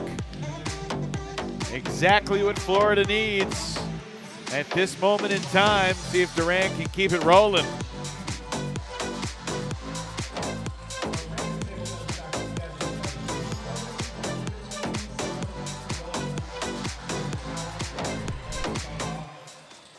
So it's every 6 points. No, not everyone does it, but every 6 points you get a towel break. So you get a quick break to just change things up for a second.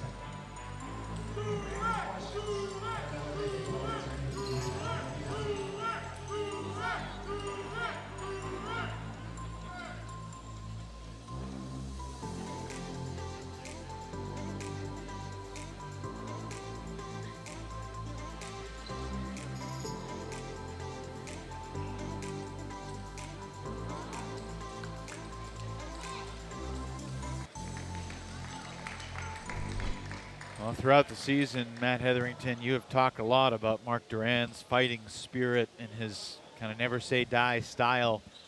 You know, yesterday he lost the first 2 games against Jinshin Wang by the combined score of 22-9. Comes back and wins game 3, 11-4. I mean, no matter how bad things might seem for Mark Duran, he's going to keep fighting. And we saw that on display in game number 1.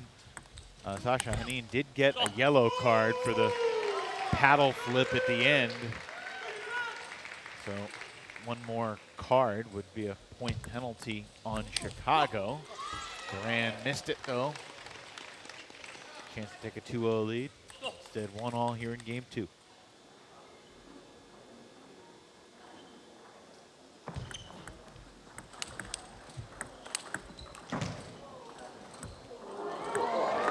Did that hit the table cam? It either hit the table cam or the net post. Table cam's on the other side of the table. I hit the net post, but then it bounced backwards. If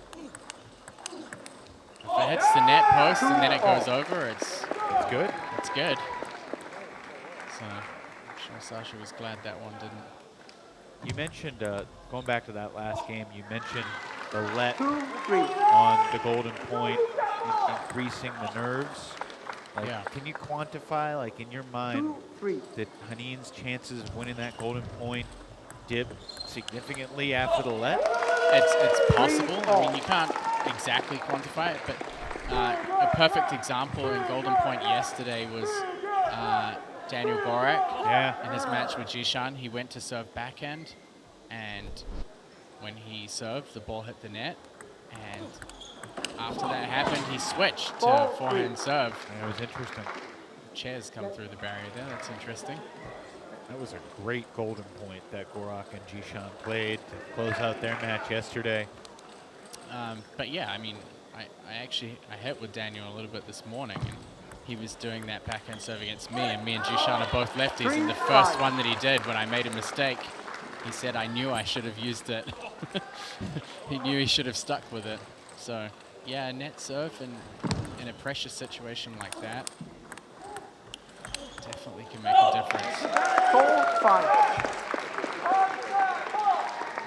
Sasha Haneen needs just one game here to guarantee Chicago will have a lead at the start of the golden game. Duran continues to fight though. He's still in it. Just hit near the edge of his racket, I think. The type of rally that if Duran somehow figures out a way to steal that point, just he's the fan favorite forever. I started calling him Pandora's box in the beginning of the season, just because you get so many different shots thrown at you in one rally. It's chops and... Oh, Haneen with a backhand winner. Actually, the funniest thing is, Duran played one rally where he chopped on both sides, two-handed backhand. I think he did a 360 lob, and that point was against Sasha Haneen, who won the point. So clearly not a man to be thrown off by so many different variations. Sasha Haneen's a solid player as well. National champion in his home country of Belarus. Currently also plays in Austria. 8-6.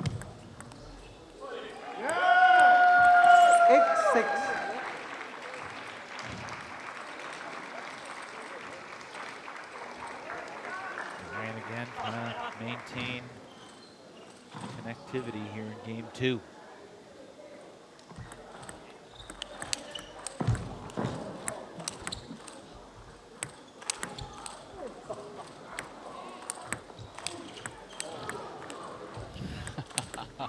Unreal.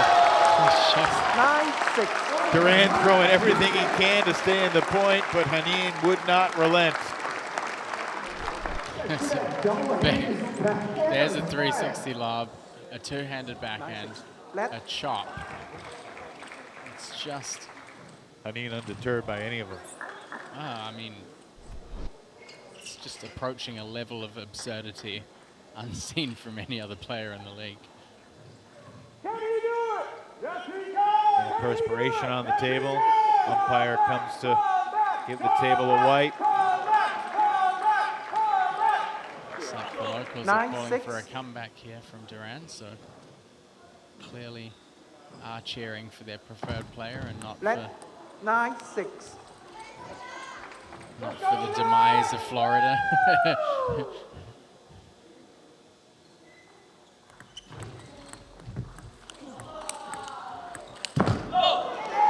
7-9. Ran back within 2. Well, he did it in game 1. Can he do it here in game 2? White table. There's more sweat on the table from 7-9. Haneen. Umpire stopping the point there to make sure the table's dry. Wow. Duran back within 1, 9-8. Timeout. Timeout, Chicago. I want those two guys to just follow me around, I think just yelling, can you do it? Yes, you can. it's hard, so I know It's he like life serves coach very material well, and right when there, we are you know? nervous, and it's very hard at the end to play to be precise. So what I do when I'm at the end of the set with him, I wait way more. I wait way more the serve to come, and I do because. If you do okay, it's normally not destroying the ball. Okay, so I try because otherwise, you know, if you jump on the ball, then it's very easy to make the mistake or like very high and it kills. So maybe that's what you can do. If you feel like you wait a little bit more the ball, this, and then you're ready and solid after that. Because in the rally, you're okay, and then anyway you have the serve after that. Let's go. Let's go. Interesting to hear Damien Provost do all of the coaching there. And did I hear right that basically his message was to play a little bit safe, to not go for it immediately, to get in the point? Yeah, I mean, which is what Damien would do. Yeah, you can almost guarantee that once you back Duran off the table, he's probably going to stay there. And I think safety works pretty well against him. I mean, if you hit enough balls when he's so far backed off and manage to kind of navigate his insanity, I guess. 9-all. Let. It's a let. 9-all.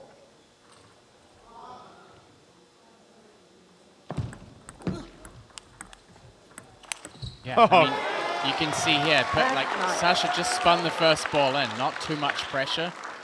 Duran chop blocks and immediately steps back off the table. So consistency and safety get into the rally. Duran's giving up the table pretty easily. Point for Sasha, and we will go the distance yet again. This time Duran will have the serve.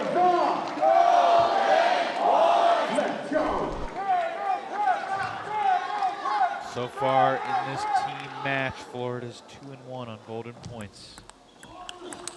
And this one taken by Haneen. Duran cannot complete the comeback this time. He had it on his serve, but Haneen with an excellent rally,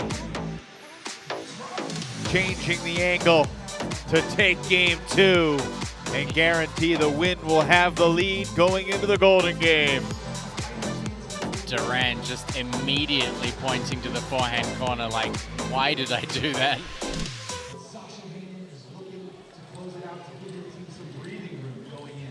That final game, which could upset everything that they've been working toward in this match.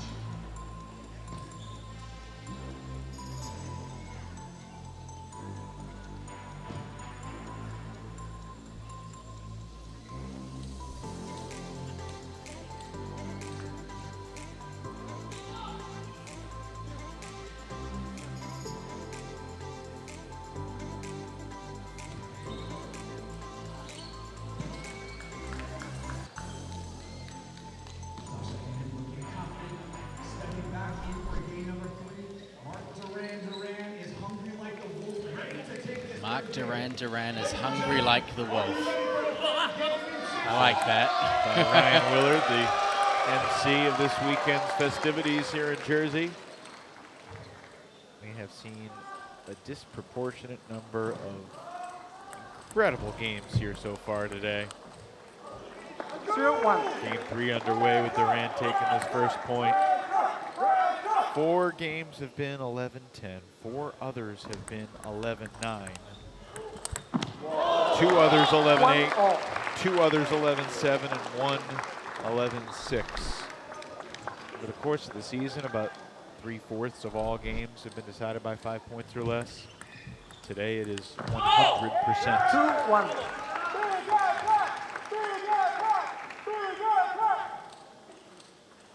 So who are you leaning toward in game 3? That caught the top of the net. Duran stays alive and wins the point. 1-3. Oh my goodness. I don't know who I'm leaning towards. I mean, I feel like Haneen is playing a little bit more solid, but the problem is when you play against someone like Marc Duran, just doubt just creeps into your mind. You know, everything seems so simple. You're playing smash against a lob, like it's clockwork for a lot of these table tennis players. But all it takes is one error, one mistake, and just the more they kind of pile up, you just lose that confidence. And it's really a question of whether Sasha can maintain confidence or whether Duran is really going to disrupt the flow of the match.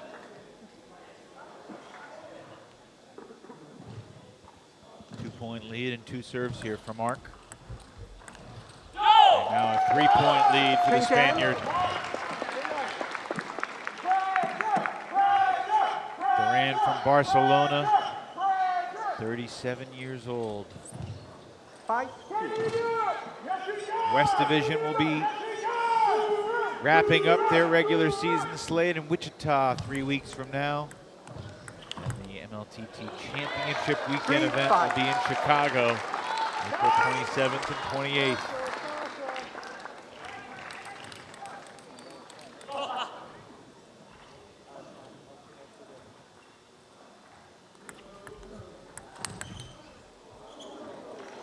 Before we're done tomorrow, Matt, I want to get your picks for who you think's going to emerge from the West, because it is wide open right now.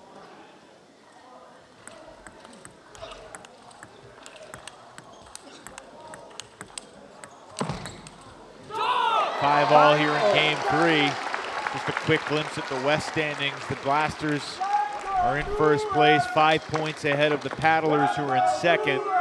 The Smash are 11 points behind the Paddlers in the 3 spot. Seattle with a good amount of work to do. As you see the standings on the screen now, Seattle 27 points out of a playoff spot after a tough performance in Everett. I think we saw in Everett that Bay Area, when they have their full team lineup, is pretty formidable. So if they have their full lineup in Kansas, I think they should be pretty confident that they can take away a spot. Between Texas and Portland, it's a tough juggle. 5-7. One thing I do know is that Dave Macbeth wasn't in Everett because he was expecting a child. I just caught up with him really briefly this morning because it was his birthday yesterday, or the day before, and I asked him how his sleep was going, and he said the baby hasn't been born yet, so who knows whether we'll see him in Wichita or not. Caught the edge, and Haneen somehow steals that point. So initially I would kind of go with Bay Area and Portland. I think Portland having Cole, G-Way's been playing amazing. But we'll see what happens. And it's tied again in this epic battle. I think Duran's still playing a lot more defensively in these points. You have to feel that Haneen has the upper hand. 8-7. And yet Duran just finds a way to wiggle and win these key points too. There's Enzo Angles in the background. Curtain peekers, that's what they're. 8 all.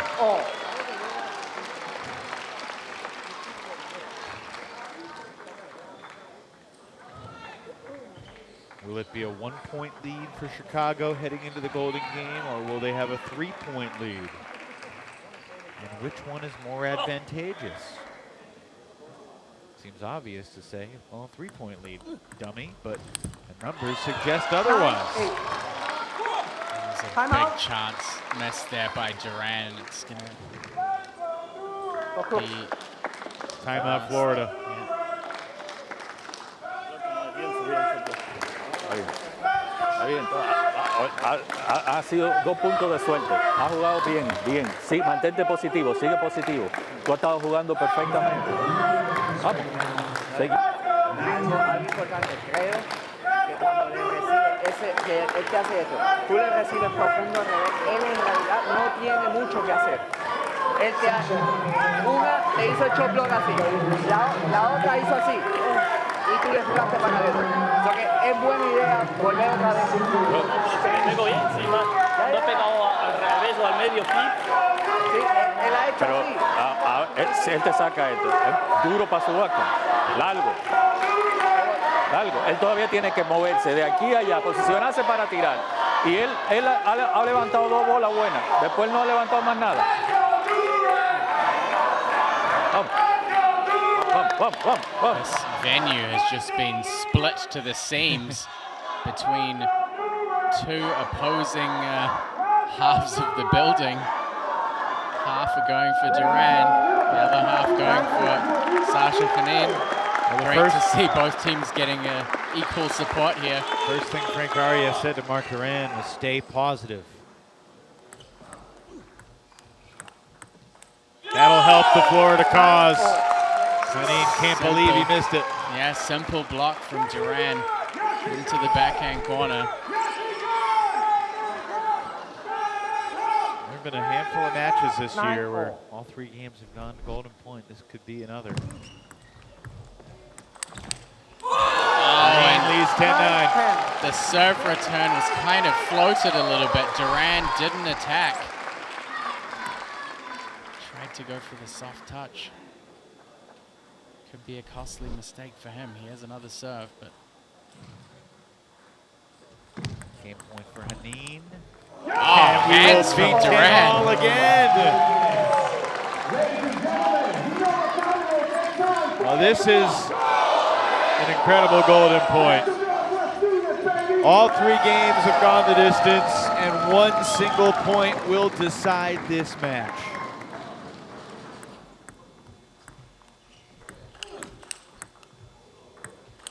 What a performance from Sasha Hanin. And Chicago will take a 3-point lead into the Golden game. What a battle.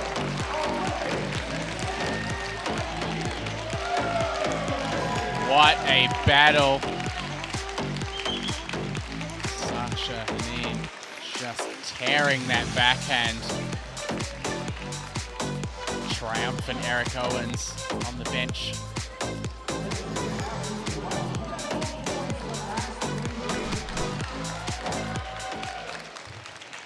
I mean, this team battle between Florida and Chicago has featured some of the closest games of the entire season. We've had 5 golden points. We've had 4 other games that have been decided by 2. Every single game has been decided by 5 points or fewer. The That's margins 6. have been very small. 6 golden points. Which I mean, that's a third of the games. You're right. Unbelievable. And they all came in the second half as well. We saw that yesterday with Chicago as well. Some great performances. Chicago wins, just really digging deep here. Pinto, Hanin closing out in this match. This 3 is golden games. A must-win golden game for Florida. Let's see what the order is going to be with the commissioner of Major League Table Tennis, Flint Lane.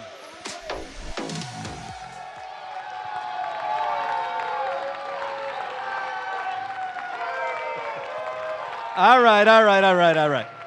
Okay, we're in the golden game. 6 valuable points are on the line. Chicago Wind is leading 9-6. You'll be starting with a 3-point lead. The Crocs are down, therefore you will pick the first player to play 1 point. Mark Duran. Mark Duran is your number 1. Coach?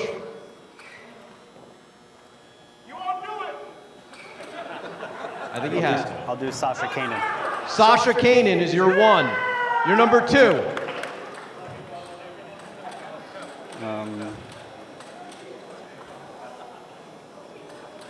I'll do Damian. Damian Provost is your 2. Daniel Gorak. Daniel Gorak is your 2 and your 3. Ojo Nolapo. Ojo Onolapo is your 3. Your 3, coach? Emily Tan. Emily Tan is your 3 and your 4.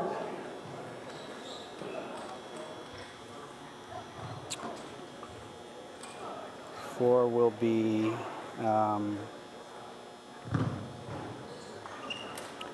Daniele Pinto. Daniele Pinto is your 4. Matilda Ekholm. Matilda Ekholm is your 4, making Daniel Gonzalez your 5, making Alex Kazaku your 5. Good luck, coaches. Yeah, good luck. Well, it started a little chalky, and then it got pretty spicy when Eric Owens chose Emily Tan to battle Ojo Onalapo. That gives us the cross-gender matchup in the 4th spot with Pinto and Ekholm, and then Kazaku and Gonzalez.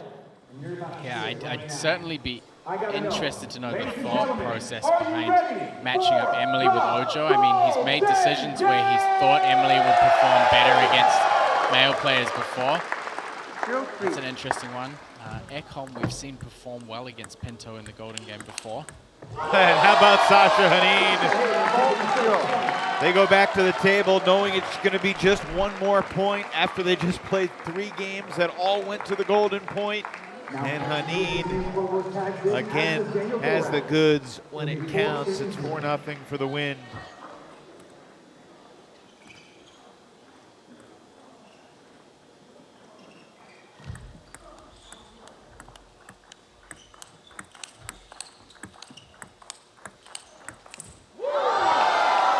Clips the top edge.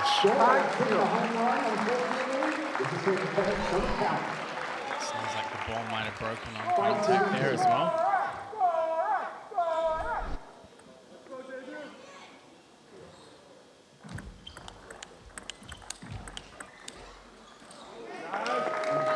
Last point on the board for the Florida Crocs, courtesy of Daniel Gorak.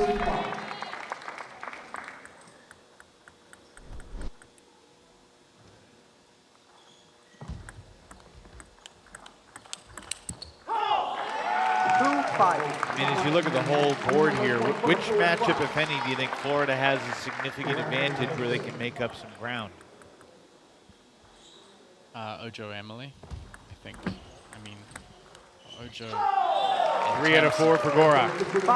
In terms of power and ability to kind of hit through Emily, I feel like Ojo should have a bit of an upper hand here. So if there's going to be a sweep, that's their best chance. But Emily has been an absolute fighter in these Golden Games and not afraid of the challenge at all. She doesn't shy up or lock up, still goes for attacking shots. Big fist pump from Emily Tan. A key point to keep Chicago in front. Goes for the heavy push, just misses the table. Maybe Pinto and Ekholm coming up next. And 3 out of 4 for Ojo after Gorak won 3 out of 4. And the early lead has disappeared here in this Golden Game for Chicago. Ekholm could potentially split here. I think she has an advantage with her serve. Reverse pendulum, lefty against lefty.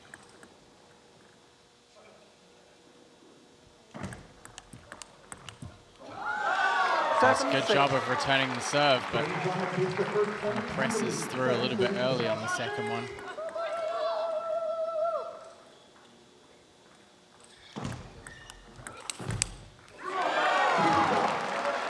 Watch from Daniele Pinto.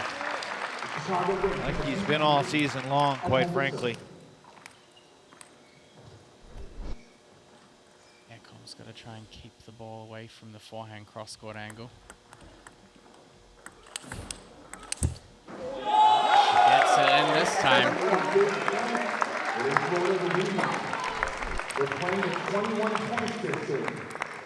Quick hands on the second shot.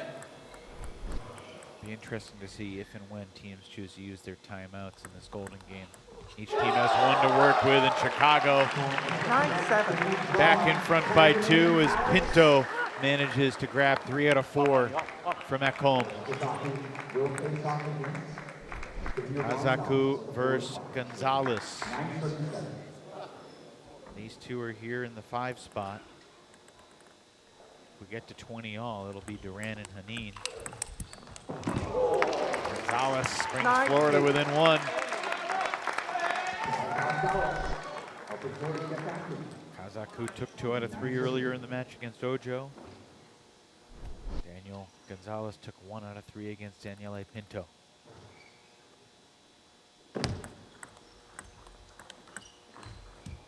First 2 points in this battle go to Gonzalez. And now Daniel has 2 serves on his paddle and a chance to put the Crocs into the lead.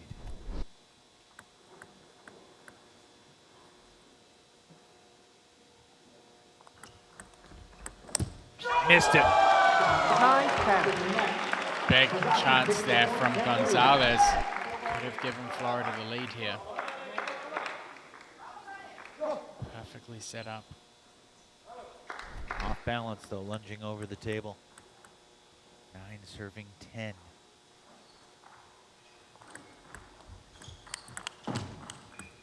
Oh, what a shot by Gonzalez, catching the corner. An apology, but he takes 3 of 4 against Kazaku. We're even again, 10 all. I'll tell you, Matt, these next 20 points, if we get that many, are going to be absolutely fascinating. Hanin versus Duran. 11-10. Duran sends the ball long. See the Carolinas in the background with Coach Alex Yang. We have a little love for the ball girl and the you guys. 11-10. Thank you for being the best volunteer. Girls runs in to deliver some more table tennis balls. By the way, are you surprised that Hanin and Duran are at the table when the score is 11-10? Should I be? No, you should not be. Okay. They just played 3 games that all ended 11-10. Oh, okay, okay. I was wondering where you were going with that.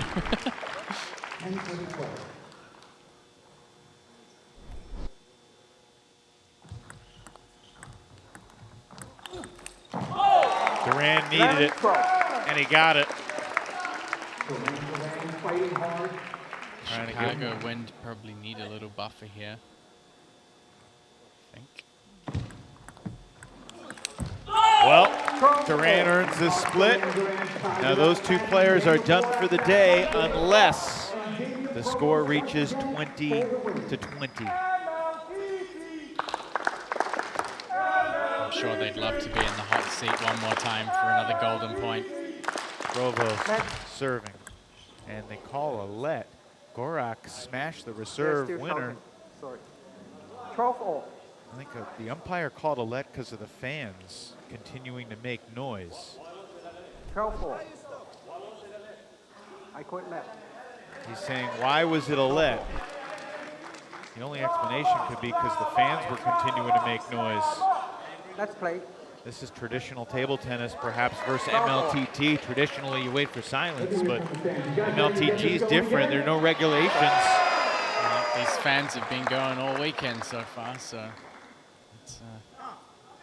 Provost, I think, went to Gorak and said, look, I didn't go for that ball. He thought he could have gotten a paddle on it anyway.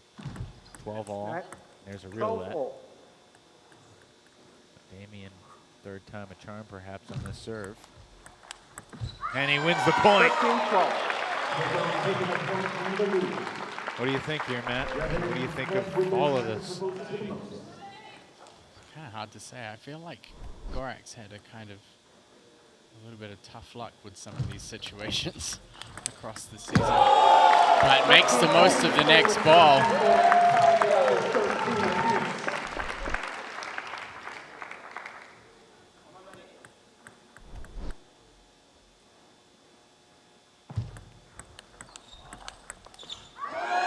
Fist pump from Provost. I think if they split here, there's a distinct possibility we could get to 2020. If the mixed Ojo and Emily and Ekholm and Pinto split opposite directions and Kazaku and Gonzalez go close, we could get to 2020 here. There Frank Arias is really encouraging Ojo to get the team ahead. There have been 78 Golden Games this year. Only 5 have reached 20 all. The ultimate golden point. Tan put Chicago in front, back by 1. We have not had a 20 all game since December, Matt. Just steals that away. I mean, half-long serve against Ojo to the forehand. It's such a risk against a player like Ojo. You play half-long, that's breakfast for him. So right now, 1 each. And Emily Tan gets another one. This puts a lot of pressure on Matilda Ekholm now, knowing that. Right now the pressure is on Ojo. Even up this golden game, and he'll do it. Ojo in the head, but it feels okay when you win the point. 16 all. Pinto versus Ekholm.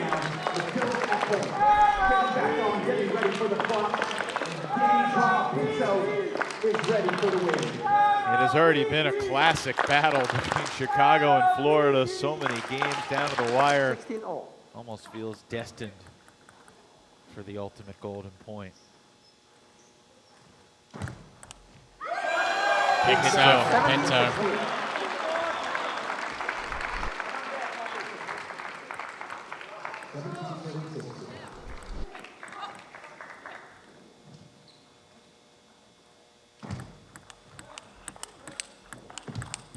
Ekholm gets the equalizer.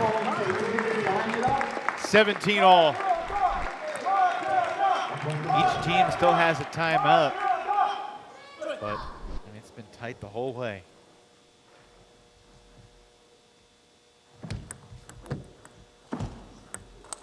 Oh, and Pinto missed it. Florida leads by 1. The action on that serve from Ekholm. What a pickup off the net ball as well.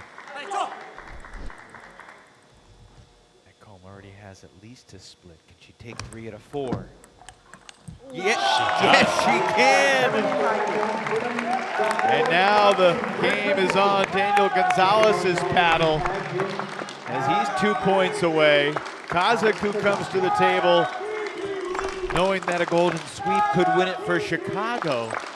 Meanwhile, Hanin and Duran are waiting in the wings, potentially to play one more massive golden point. Let's see if we get there.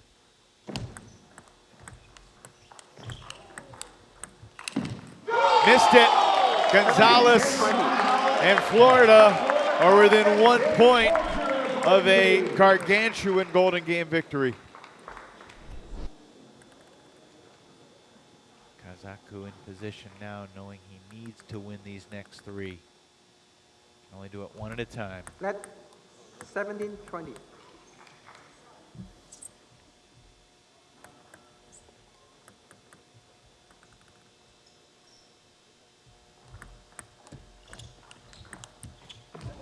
Almost caught the edge off the net, but it sailed wide, so Chicago still clings to life here on this Saturday night. Gonzalez with 2 serves to try and close this thing out.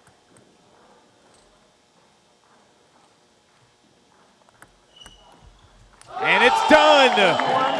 Daniel Gonzalez able to finish off Chicago. And the Crocs come from behind to breathe a little oxygen into their quickly fading playoff dreams. Frank Arias and Florida prevails 21-18 in the Golden Game, and they win the match 12-9 over Chicago. Right after this at 7 p.m., the Carolina Gold Rush are going to take on their hometown, home team, Princeton Revolution. One of the more riveting, suspenseful battles we've had all season long. And we'll get to chat with Frank Arias here coming up. I mean, there's been a lot of moments where the Crocs have looked down and out. Certainly yesterday, losing 17-4. 18-3 yesterday was the final against Princeton, but today they come from behind and again do it in the Golden Game. Gorak and Provost able to chat with smiles about how it ended. All's well that ends well for Daniel Gorak, I suppose. I mean, look, for both of these guys, they've had such a long career. 1 point is a minuscule blip in years and years at the table. Frank Arias has slipped the headset on. Frank, felicitaciones, congratulations. Obviously, it's been a trying last 24 hours at times for you and the Crocs, but your team dug deep in that golden game. How you feeling right now? Gracias. I'm going to use Inglés, por favor. I'm going to use a baseball cliche. It's not over till it's over. So we're going to fight. We're going to keep fighting, and hopefully we have the chance. And what has been, if you look back over the season, obviously, Florida, you've had some highs, you've had some lows. I mean, every team has them. For you, kind of coming into this championship weekend, obviously Winter Haven, you know, it wasn't a great performance for you guys as a team. Sometimes the bench has been a little bit stale. What has been the important thing for you working with the team coming into this weekend to really try and get the team to show up? After yesterday tough loss, I thought we were gonna go head down, and no, we decided we need to keep it up and we need to keep fighting, and that's the spirit we want to bring into the table. So every point counts, and we're gonna fight every point. Frank, with that come from behind win, you improved to 6-0 against Chicago this year. What's been your secret against the Wind? I don't know. They've been leading, I think, in 2 or 3 of our matches, and we come to the Golden Game, and it comes on our favor. So maybe it's a little bit lucky, or we've been doing good on the Golden Games. Well, I'm curious what your thoughts were when Eric chose Emily Tan to go against Ojo, and then you had to match up Matilda against either Daniele or Kazaku, and it turned out that Matilda was a key player for you in creating that late separation. It was, really it was. Actually, I sent Ojo, hoping he was gonna send his player, and then I had a chance to. My plan was to play Matilda against Daniela Pinto. She's been doing good against him in the last 2 or 3 times he faced him. So obviously you become big Carolina Gold Rush fans tonight, I think, and you root for Carolina to try and beat Princeton. Do you have Carolina Gold Rush gear that you can put on and cheer for them this evening? I don't know, but I have some secret that I will be robbing, waiting for the result. Well, regardless of what happens the rest of the weekend, I mean, this was an incredible match. 6 games of the 15 were 11-10. 4 others were 11-9. And somehow you guys deliver a comeback to win the Golden Game. Congratulations. Enjoy it. And we'll see you tomorrow for the final regular season match. Thank you so much. The team did a great job. These guys are not, they're invincible. They don't throw the towel. They're Awesome. always fighting. Great stuff. Thank you, Frank. We'll see you tomorrow. All right. Thank you so much, guys. Well, Mark Duran had some great battles with Sasha Hanin, and Daniel Gorak and company find a way to get the victory. We are just 20 minutes away from the start of the Princeton-Carolina nightcap. Let's quickly chat with Daniel Gorak. Daniel, can you hear us? Yes, hello guys. How are you feeling, man? It was intense, so many games down to the wire. It felt like in the Golden Games you've had a lot of points that you've kind of could have gone your way and they didn't go your way. You've had some tough luck, but you and your team are still alive. How'd you do it? What I can say, this is table tennis world. Welcome. I'm glad we won today this match because it was very important for us. We have some small chances and we will keep fighting till the end. And you know, your position in the team, obviously you're a first-round draft pick, and you know, you're kind of in a position where you have to lead the team. do you feel that pressure, especially as the season's gone on, and you know, obviously lots of ups and downs in the matches, but do you feel a lot of pressure having to go out and often play the first match and then play the doubles, and you know, you're in a position where I guess you kind of have to set the stage for the team a lot of the time? Do you feel that pressure a lot? Of course, there is in every match is the pressure. No one wants to disappoint in the team. I play for so many years in the European League, and I feel like I have some experience which I can afford this. But like you saw yesterday, I was leading 8-1 with Jishan, and I lost the game 11-8. I completely lost my head, which was also, I was disappointing myself, but I was glad to come back, which I won the second game, and the last game I lost with Golden Point. We fight each other, the score is gone. We know you'll keep fighting. Thank you for joining us. Congrats on the Golden Game win, and we will see you tomorrow, Daniel. Thank you very much, guys. Thank you. How about it, Matt? I mean, think about what we've seen over the past couple of days. After we witnessed 23 consecutive Golden Games won by the team that entered with a lead, that's 2 comebacks in the last 3 Golden Games, which is a reminder that anything can happen. Yeah, and by opposing teams as well. It was Chicago yesterday. Today it's Florida against Chicago. There's still a lot on the table here in this East Coast Division weekend. We obviously have Princeton coming up against the Carolinas at 7 p.m. It's going to be a pretty impressive one. Yeah, we got Enzo against Jishan. Enzo trying to avenge a loss, one of his 3 all season. You got Kai and Koyo. We got Bastion and Desantalan, Roman and Jinshin coming up. But the first game belongs to Florida. Gonzalez clinches it. 12-9 win for the Crocs. We'll see you shortly for Princeton and Carolina.